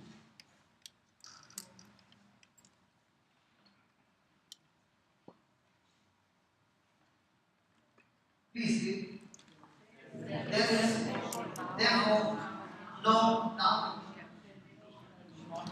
therefore now no condemnation. What is the meaning of the word condemnation? No punishment. No punishment. No judgment. For whom? In Christ Jesus. For whom? For those who are in Christ Jesus. And who are those who are in Christ Jesus? Who walk not after the flesh. Means what? Who Not after the flesh. based on their emotions and feelings that contradicts to God's word, but those who walk after the flesh, after the spirit, means what? Those who are of sound mind. Now, look at the next scripture. Look at the next scripture. What does it say? For the law. Pause. For the law. Say that, law. Again. Is it called as Newton's law of gravity or is it called Newton's gravity? Why is it called as law? A law is a principle that has been tried that whoever gets involved in it, the result will be the same. So here is God saying there are two spiritual laws. There's a law of the spirit of life. There's a law of the spirit of life. Now when God created Adam and Eve, there was a law of faith, a law of love in the Garden of Eden. But the moment Satan deceived Adam and Adam disobeyed God, it was Adam's disobedience that activated the law of sin and death. And that law of sin and death brought legally man to qualify to hell and experience curse and destruction in the whole human race. So what did Jesus come to do? Jesus not only came to forgive our sins, but to reverse. When we were small, did you ever play with a mirror in the sunlight? Did you ever play that? Yes. So when the light came, it reflected on the glass and went back. In the same way, what God said creates, brings blessing. When that same word is reversed, it comes with the same force and kills, steals, kills, and destroys. So what did Satan do? Satan is not a creator. He does not have the power to create. God is the creator. So God's word always creates. So what did Satan do? He took the same word and reversed it. When the word was reversed and given to Adam and Eve, when God said, "You will surely die," he said, "You will surely not die." Now that word, when believed and acted on, activated a law that brought sin and death and destroyed Adam and Eve. Are you following? So the law of sin and death was active until Jesus came and he died on the cross in obedience. The law of sin and death got activated because of disobedience. But the law of life got activated through Jesus because of his obedience. And that's why when he rose from the dead, he said to his disciples, all authority in heaven and on earth has been given unto me. And therefore this power and authority I give to you. And therefore now you go and preach the gospel to every creature all over the earth. Hallelujah.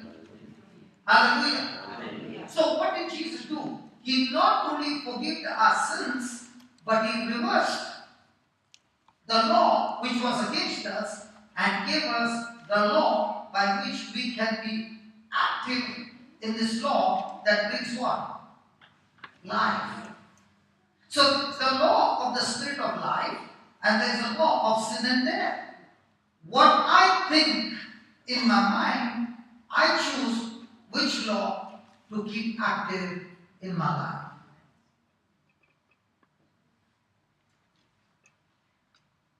Are you following? Yes. So who is the one who decides the active and deactivation? Not Satan, not God, but my own way of thinking. Why is the word of God preached? The word of God is preached because the word of God has the power to change a person's thinking. And when the thinking has changed and the person leaves the church, the devil comes back to change his thinking back into fear. So what does the person do?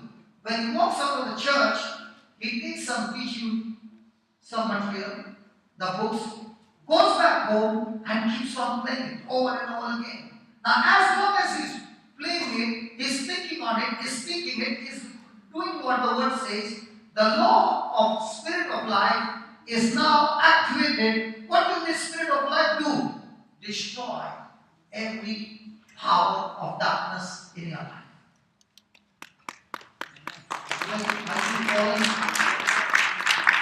So your job is not to fight. Your job is your enemy who is inside your mind. What's my job as a Christian? To keep my mind all the time aligned with God's word. And if I can keep it continuously on, now everything that is against me by default will start falling apart. So my job is not to change anything. My job is only to change my thinking and keep on the word. The word in me is who is going to change everything around me. Getting that? Are you getting that? Now what are we doing? We want to change our situation. We want to change all those things that are coming against us. But we fail to understand that we have to change our thinking and get to the word. And that change of thinking to the word is called grace. So when a person is on God's word, his mind is on God's word, he is now operating by. He's no longer operating with his strength. Now when he's operating by grace, the result is always supernatural. So I can follow certain things with my own ability, and I can do the same with God's ability. Which one will make you strong? So how do we treat the drug addicts in our center? We don't lock them and keep them locked up. We feed them with the word of God. And the more and more we are able to change that thinking on the word of God, that grace of God destroys the spirit of addiction and they are coming out of drugs and alcohol without withdrawals. See, they can be brought out of drugs through medically. And medically, when you put them in detoxification, there are many times they get withdrawals. But the same person now, being fed with the Word of God, they don't get withdrawals because the Word of God destroys the spirit of alcohol and drugs and they come out clean. So one, I'm doing it with natural medicine. Two, I'm doing it with spiritual divine medicine. Are you following? That's why the Word of God is preached.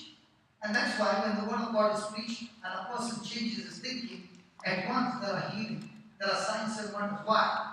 Because when the Word of God is preached, the person on the other side is renewing his mind. The moment his mind has become sound, where's the power going to flow? From outside or the power that is inside? Hello, where? Now, some of you are not sure. Let me show you. The power is inside. Give me Ephesians 3:20. I think in this retreat, I should preach only on fear. All the topics on fear, or everything. How to overcome fear. Okay? So we will have deep study on overcoming, taking authority over fear. And if a person keeps on hearing it, he will become a giant killer. Was David a giant killer? Come on. Was Caleb and Joshua a giant killer? What about the others? They were not giant killers. They had grasshopper mentality. And therefore, they never reached the promised land. Okay, let's read it. Now, unto God, who that is able to do. Pause. How many of us believe that God is able to do? So if you believe God is able to do, then why are you in fear? The reason I'm in fear is because my thinking is what I'm going through is bigger than my God. In other words, you are thinking that what I'm going through, even God is going to have difficulty in getting me out of this. But from the moment you understand that my God is able to do, not I, but my God is able to do what? Exceedingly, abundantly. Now, when you're saying God is able to do, who is that God? The Word of God. Remember, the Word is a seed. Everything in God's kingdom operates through seed and harvest. So when you plant that seed, called the Word of God, this seed is alive, this seed is active, full of action. And this seed begins to grow into you because you're watering it with your believing. And when you're watering it with your believing, this seed has the power to destroy every work of Satan.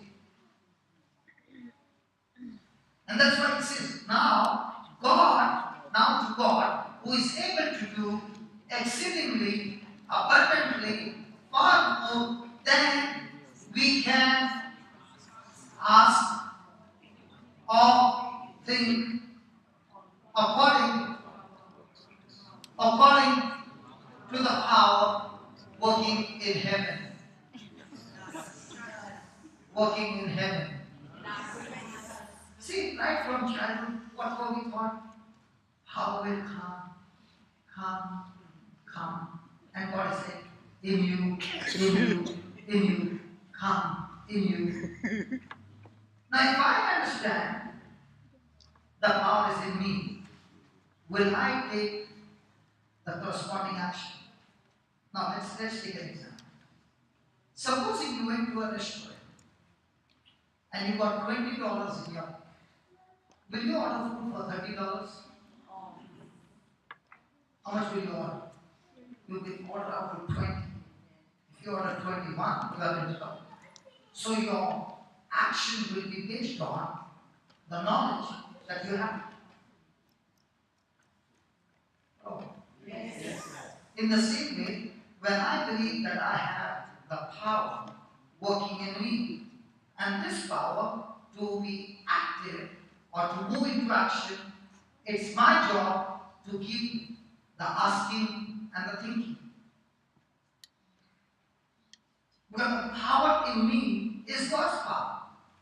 It's not my capacity. It's God's ability, God's capacity. So God is unlimited, but we are the ones who limit God based on my belief.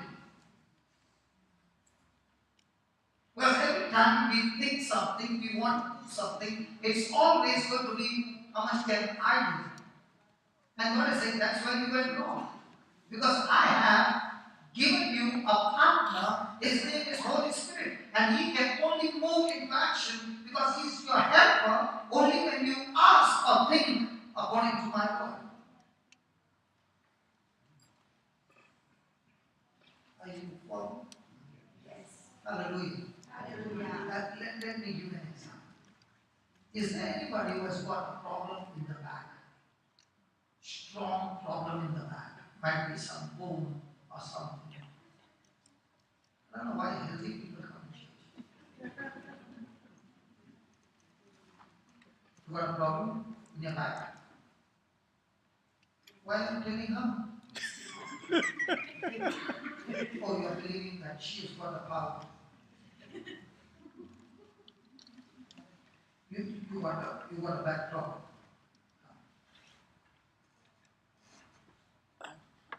What's your back problem? Tell them what's your problem. My ankle back problem. But what back problem? The pain. That's all. Spine problem, disc problem, nerve problem. No, I have a problem. This This problem. problem. Had you been to the doctor? What did the doctor say? Doctor said I have this problem. Which number? Number 4 and 5. L, L4. L4 and 5. That's got a problem. Praise God. So now the power to heal L4 and 5 is in heaven or in you. So why you using this power? Because I think you have to control your mind. Do you know how to use that power? No. Do you want to learn Yes. now or tomorrow?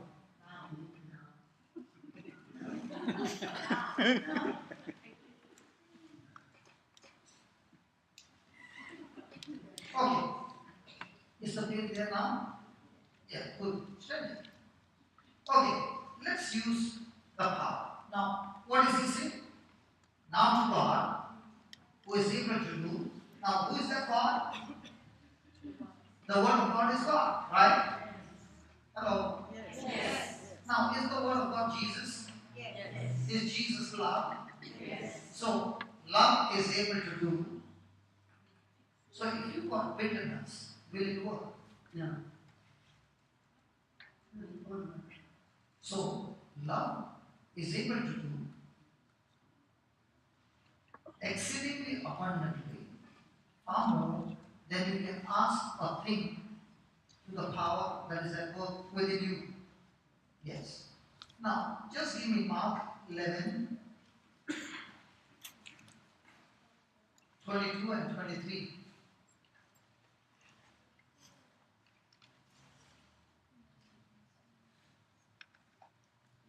And Jesus answered unto them, have faith in God. What's the meaning of the word have faith in God? Faith, believe in God.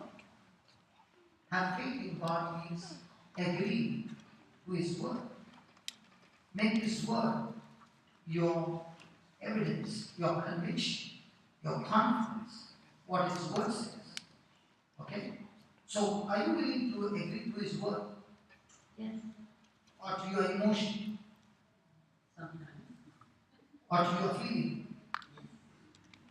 But now, are you willing to agree to the word or your feeling? My Lord. Sometimes the feeling. No, now. Now is the feeling. Okay, but now, are you willing to change? Yes. So, what next word comes? Are you going to Agree or disagree? Agree. Sure. Give me the next verse. Whosoever shall Is it saying whosoever or the priest? Read it correctly. whosoever. Priest. Oh, whosoever. Preacher. None. Whosoever. The religion. Whosoever. Is that you? No, whosoever. Are you there in that whosoever? Yes. So whosoever includes you? Yes. Yes. Not only the religion. No. So you are that whosoever. We all are in that whosoever. Whosoever Shall say unto shall. shall say unto this mountain. Now did he say to this mountain or pray about the mountain? Say. What were you doing? Say. When you had this pain, were you praying to God? I'm praying to God. Yeah. So were you praying about the mountain? Were you praying about the pain? Yes. Yes. So were you doing what Jesus said? No. I didn't. Any student who talks in between, I make you stand on the bench and I make you call your parents. Because if she doesn't understand, she doesn't get healed. Okay. Did he say, whosoever shall pray or say, Unto this mountain? mountain. What is the mountain? Your problem is the mountain. Now, were you talking to the mountain or were you praying to God about the mountain? Honestly. I'm praying to the mountain. Mountain. So, did you agree with God or did you disagree with God? I agree with you.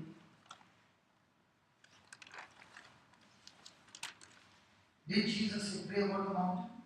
No. Were you praying about the mountain? Yes. So, did you do what Jesus said? No. So, did you agree with Jesus? Yes.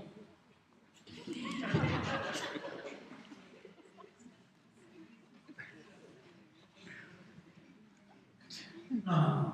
Listen. Let me explain to you. Jesus said, whosoever shall say to this mountain. He never said pray about the mountain. But all this time you were praying to God. Now, when you are praying to God, you are talking to God. Now, did Jesus say talk to God or talk to the mountain? God. Correct? So when was the last time you spoke to that spirit that caused this problem? You never spoke. Now you know. Are you willing to speak? Good. Okay. Whosoever, did you understand the correction? The correction. See, when your mind is unsound, will it work? No. No. Do you have the power to get your back healed? Yes. Yes. But is the power at work? Yes. When you are praying, Yes. when you are disagreeing, is the power at work? No. So when you are agreeing, is the power at work? Are you understanding? See, I'm asking her so many questions because she will be preaching better than me. Do you know why? Because she's honest and she's answering, and we also are answering to ourselves. Are you understanding? See, once she understood this, I don't even have to touch it.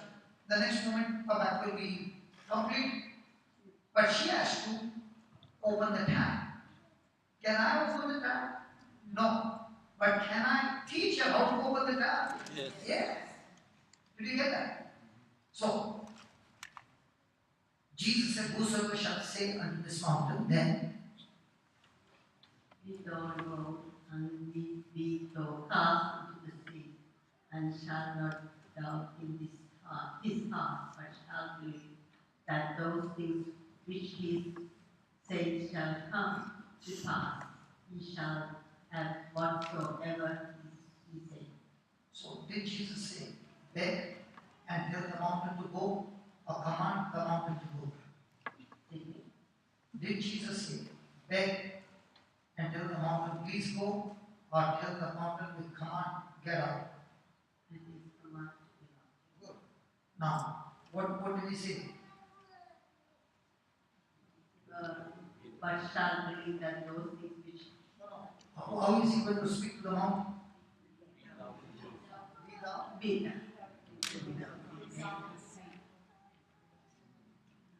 be down in his heart, but shall Be thou renewed.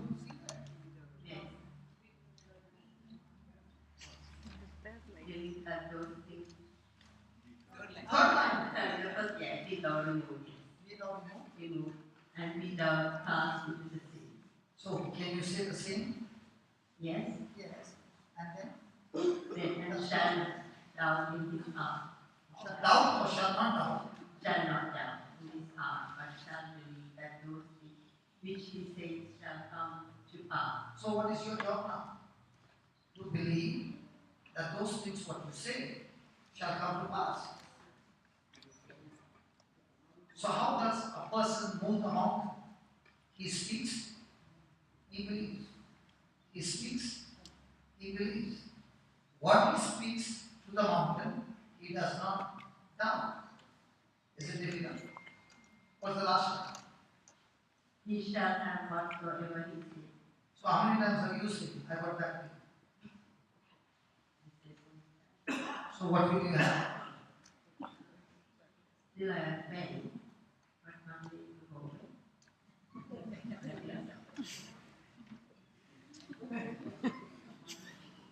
No, So, you want one day to go or you want it to go now? not for now. Yeah. Now. Okay. I'm going to show you. She's a policewoman. Okay? She's got guns and everything. And I've done a crime. Okay? Okay, no, I'm a police. Can I become a policeman? Okay. And she has done a crime. Now, as a policeman, I've got guns. Can I arrest her? Yes. But I go to her.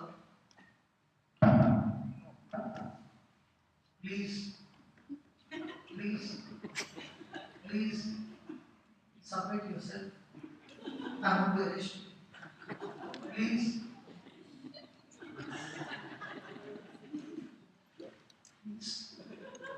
How does it look? And if the cops were like this in Australia, in Melbourne, what will be the crime rate? Now, what will be the crime rate? Aren't we Christians doing the same? Who is supposed to arrest whom? So, is Jesus giving you authority? And I have taken over. Yeah. What have you been doing? No. Now you know. Yes. So, are you ready to do it? Yes. Sure. Yes. So, have you got the uniform? Yeah, I'm very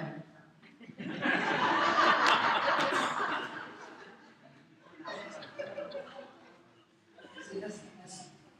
The uniform is not the clothes that you're wearing. The uniform is the authority that Jesus has given us in His Word. Do you believe that? So even though you cannot see the uniform, but because you believe that authority, that sickness recognizes the authority that is in you. Are you understanding? Has anybody ever had an encounter with a policeman? Or something? Yes. I mean, you jumped a signal or something. Yes. Okay, you something. Did you tell the cop, hey man, what He must have been a very thin fellow. But can you hold him like this? No. Why not? Because authority. Because you know, the whole department is going to back him up. Yes. The law is going to come against you. In the same way, remember, when you are talking to the sickness, the whole of heaven is backing you up.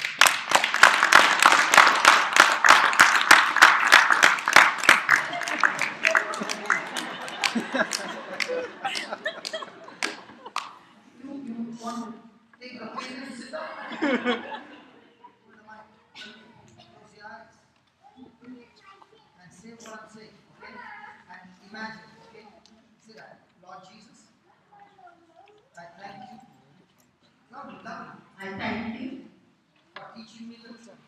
for teaching me the truth. All this time, All this time, I did not know I did not know I had the authority I had the authority and the power and the power to speak and to speak to the sickness. the sickness. But now, Lord Jesus, Now, Lord Jesus, I know I know I have the authority I have the authority to speak. to speak. All this time, All this time, I was praying I was praying about the sickness. about the sickness, But now, but now I am talking to the spirit of infirmity the spirit of infirmity. in the name of Jesus. In the name of Jesus, I bind you, I bind you, I curse you, I curse you, and I cast you I cast you out of my body out of my body right now right now from the root. from the root. Go now Go now in the name of Jesus. in the name of Jesus. Lord, Lord, I have spoken it I spoken it, and I believe I believe with all my heart. with all my heart. Lord Jesus, Lord Jesus, I do not doubt I do not doubt what I said. what I said. It is done. It is done. So in the name of Jesus, In the name of Jesus, I am completely healed. I am completely healed. All my bones All my bones are aligned. aligned, The nerves, and nerves the tendons, and tendons the ligaments and ligaments are recreated, are recreated restored, and restored, completely healed. and completely healed. All the pain has left my body All the pain is left my body. and I am set free. I am set free. Completely set free. I'm completely set free. L3 And three, and L4 four, and five, and 5 is completely restored. and completely restored. In Jesus' name. In Jesus' name. Amen. Amen. Now, do this. Arrow. Arrow. Okay? Do that. And now check. Okay? Okay. Let me check.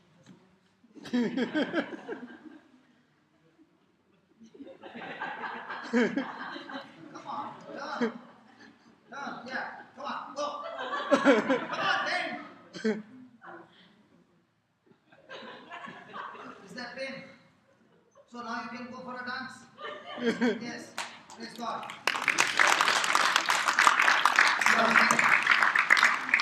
Okay, how many of you need some healing? Can you please stand up? What pain? Keep standing, keep standing. What is the reflex? What is that? Spicy food. It's an energy. No, it's not an allergy. When you have anything very spicy, like chili or pepper, they love to have any onions or garlic, tomatoes, anything acidic, no. So it's kind of an allergic to the food. You can't eat them. No, it's like a gastritis. Okay, okay. What do you want? Come. Just, what do you want? Yes. Yeah.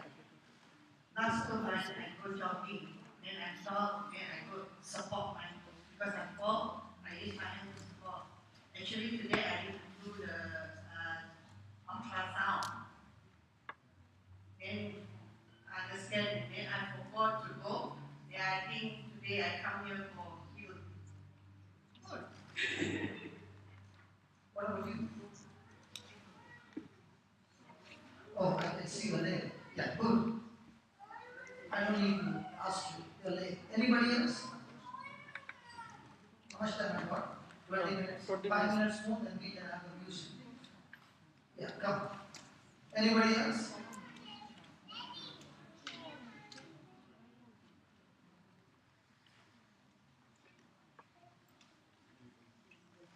Yes, tell me what happened to your eye.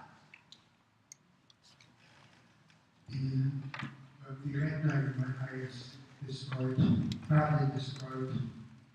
So when I have this eye open as well, I cannot read. I could not read or function because my whole vision is distorted.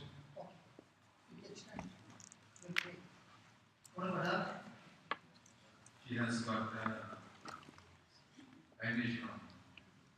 So she's taking the existence of bandage here. Sometimes she can't totally understand.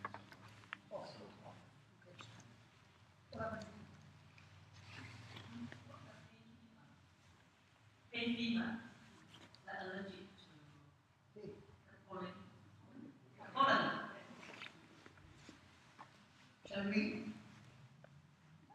Can we speak to a mountain? Okay? Close your eyes and say this prayer.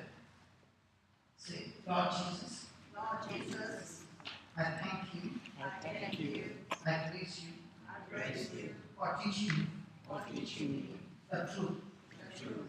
You said, You said, I can speak to the mountain I can speak to the mountain and command it to be removed.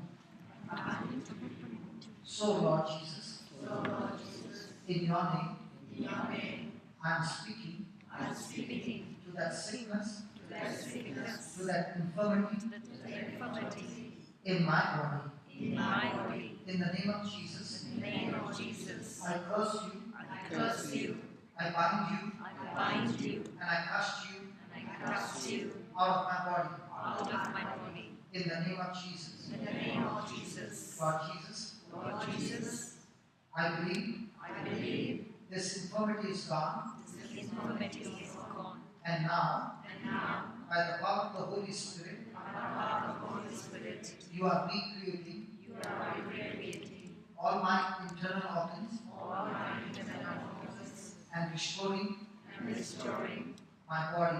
my body. In the name of Jesus, In the name of Jesus, I am set free. I am set free. Lord, Lord, you said you said the power is working within me, power is working within me, and therefore and therefore all my organs all my organs are now are now functioning functioning by your power. by your power. They are functioning They are functioning perfectly perfectly. in the name of Jesus. In the name of Jesus, I thank you, Lord, I thank you, Lord, for healing me for healing me and restoring me. and restoring me. In Jesus' name. In Jesus' name, Amen. amen. Amen. Amen.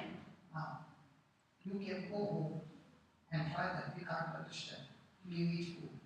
Now, you begin to say, thank you, Jesus. My hands are healed. Again.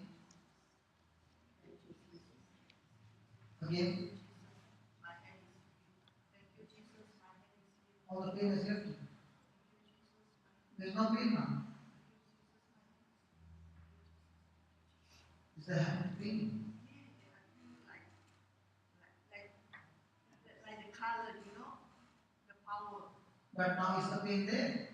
Still pain, but better than Okay. Close your eyes and say, Lord Jesus, Lord Jesus. I speak to my bones, I speak to my bones, my muscles, my muscles, in my wrist, be aligned, nerves, be loosed, tendons, ligaments, be restored, completely, in the name of Jesus. All the pain, be gone, in Jesus' name. Now check.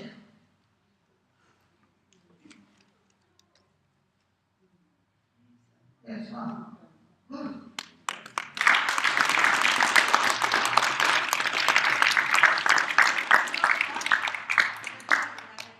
Hold the walk.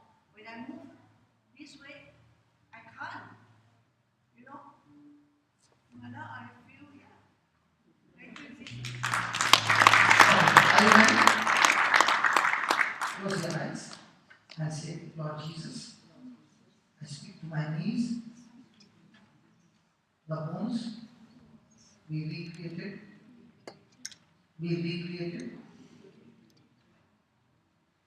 bones be recreated, the joints be lubricated in the name of Jesus. The nerves be loosed in Jesus' name. Thank you, Jesus, for restoring my knees. Amen. Now move.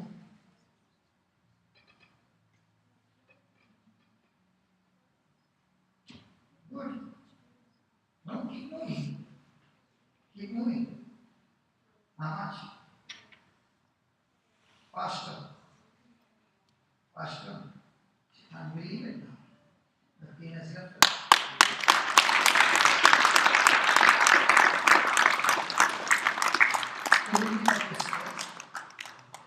If you don't mind, can you take off your specs? Okay. The left eye, there is very poor vision, right?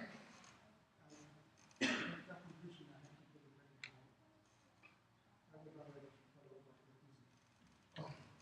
Now, I just want you to put your hand on that eye. You can take off the specs and just put your hand on that eye. Take off that glasses and put your hand on that eye. Yeah. Close both your eyes. Okay? And say this, Lord Jesus. Luke 4:18-19 says. Luke, do you have problem in your hearing? Okay.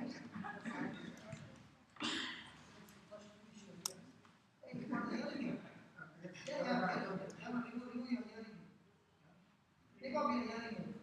Yeah. Father, in the name of Jesus, I speak to this person. In the name of Jesus, out of him. Thank you, Lord, for rehealing his ears completely and restoring his ears. Ears, be open now. In Jesus' name. I command the eardrums to be recreated. Recovery and restoration to take place. In Jesus' name. Amen. Praise the Lord. Hallelujah. Praise the Lord. I thank you, Jesus. Hallelujah. Jesus, I love you. I thank you. I love you.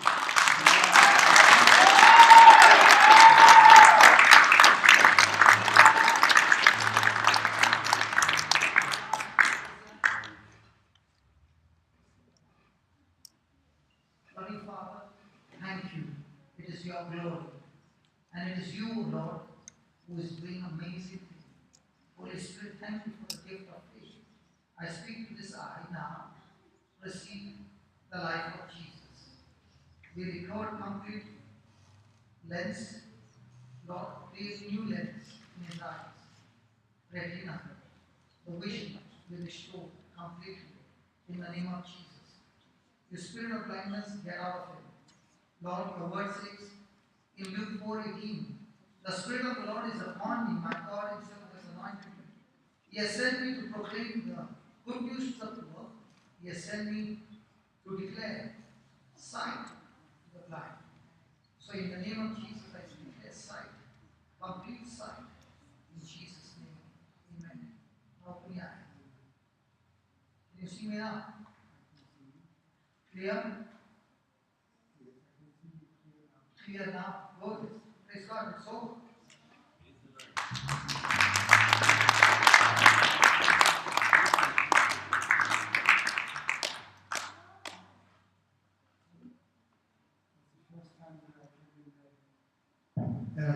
It's the first time that I don't have double vision for the last 10 years. At least.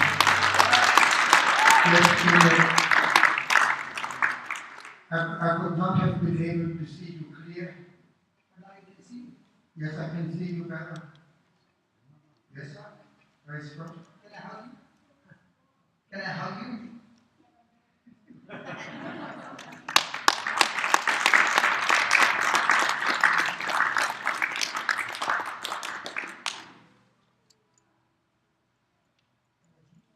What is the key? with food intolerance, but have great difficulties with dizziness and stomach pain. What food is it? It is not getting so much energy probably as an intolerance where my body accumulates too much poison from food. Okay. Let's do it. Let's close your eyes. Lord Jesus, Luke 4:18 says, the Spirit of the Lord is upon me.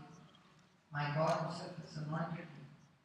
He has anointed me to proclaim the good news to the poor, to declare sight to the blind, to set the oppressed, the depressed for free. So in the name of Jesus, I speak to all these organs in His body. Function perfectly now, the way God created you to function. From now on, none of the organs will produce poison in His body, but will produce good food, good nourishment in His body. All malfunction ceases right now in the name of Jesus. Father, thank you. Thank you for this great healing and this great miracle in the name of Jesus. Amen. God bless you. You can go and eat. Everything will be all right. Loving Father, in the name of Jesus, as I lay my hand on this baby, I thank you, Lord, that you have anointed her. It's Lord, you have anointed her with a teacher's tongue, that from now on, having this anointing of a teacher's tongue, she has been excellent in language. Thank you for this healing in Jesus' name. Amen. There's somebody here who has got a single chest pain, but you did not stand. There's somebody here who has got a chest pain, but you did not stand. Who is that? Hello? There's somebody here who is having a chest pain, but you did not stand. The Lord wants to heal you. Surely then.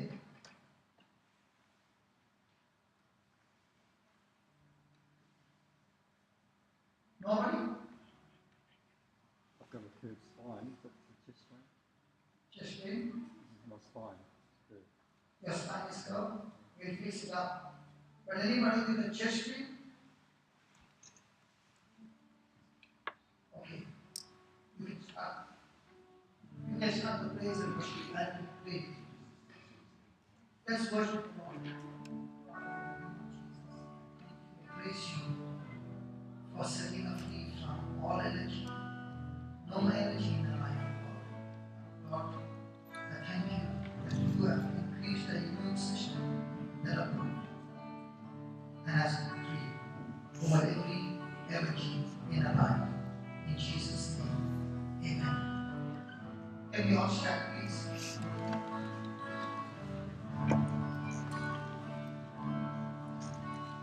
Jesus,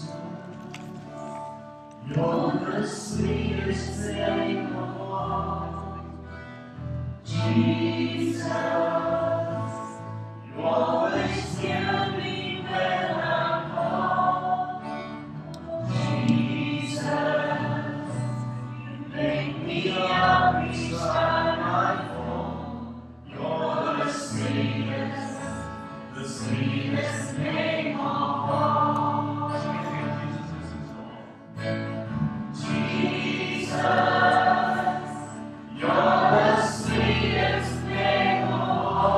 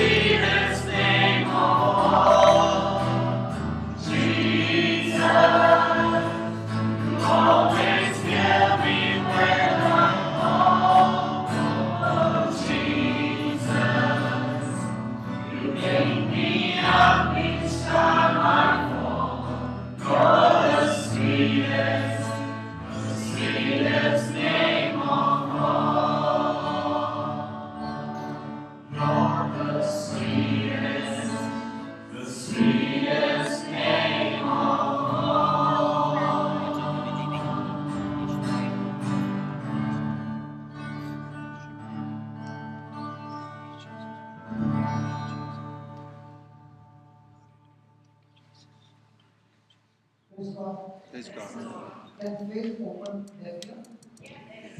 Can faith open a blind eye? Can faith do mighty things? So, what is Jesus teaching us? A person can keep on suffering all his life, and the same person can feel himself on the word of God and change his future. So, are we going to study the word or read the word? Study the word. Study the word. And when you study the word, is it going to give you faith? Yes. So you think I'm powerful? No. The word in me has taught me to depend on the word, and when I depend on the word, the power begins to flow. So what's the difference? My mind is switched on the word. Amen. So when your mind gets switched on the word and you believe the word, power flows from your life. Amen? Amen. So can you tell others also to come tomorrow? Yes. And listen, I've just given introduction, we have not yet started. Okay? So see that you come tomorrow as well. Thank you very much.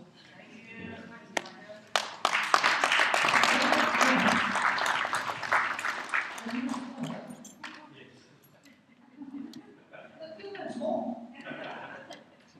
Hey, how can we waste 10 minutes? Let us have one more worship song.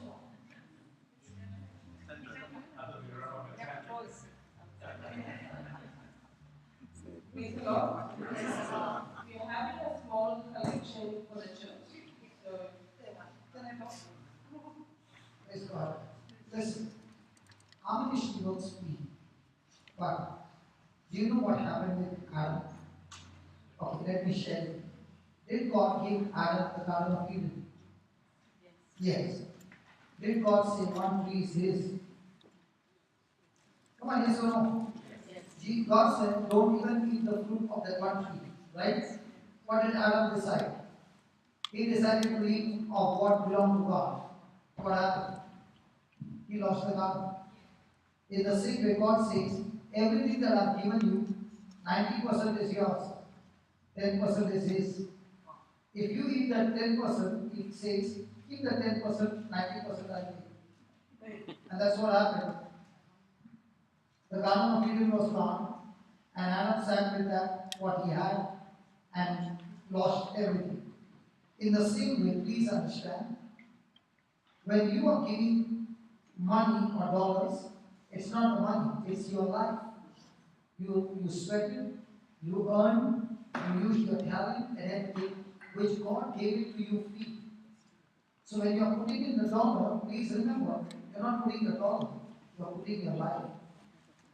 And you say, God, I can trust you with this.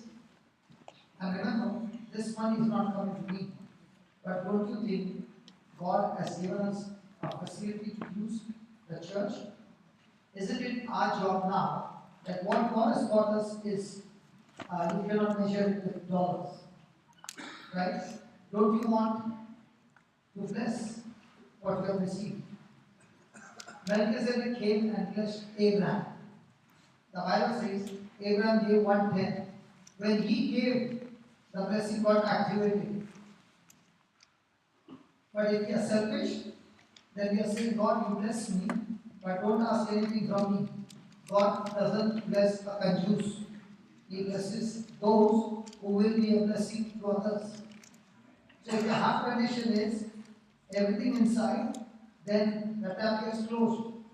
But once you start giving, then everything in your life will begin to multiply. Okay? Let me tell you, even if you have to give $50, but see that you put something into it. Because when you give, that seeds will make it grow. Is that clear? Please don't go without putting anything. Is that okay? Yes. Loving Father, we are the farmers who have brought our seed to you. Lord, you know the desires of our heart. You have the great plans and purpose in our life. Lord, as these precious children of yours are planting that seed, which is not dollar, their own life.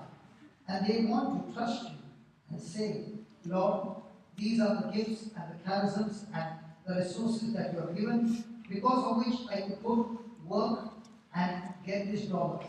And now, Lord, I'm bringing them as a living sacrifice to you. And as I sow it, Lord, let this seed not go wasted, but let this seed produce a great harvest in our life and much more. Wherever these dollars are being used, Lord, let you be glorified. We thank you, we praise you in the glorious name of Jesus. Amen. Praise God. God bless you. There are three announcements. The first, I would like to take this opportunity to thank Father Joseph and Father Anthony, Sue and Tina from the office. They have made really a big change in this church, and we are so proud of Father Joseph and Father Anthony. And please do not forget to take the CD, the scripture card, and the white book. This is all scriptures. Please confess the scriptures, and you will see the unseen. You can see whatever you have, something in your life, keep reading and believing in this word. And you can give even the CD cards and the white books to your friends, whoever needs friends. Please do so. And also, you can download the app from your app store. You can download the app. All the prayers are in it.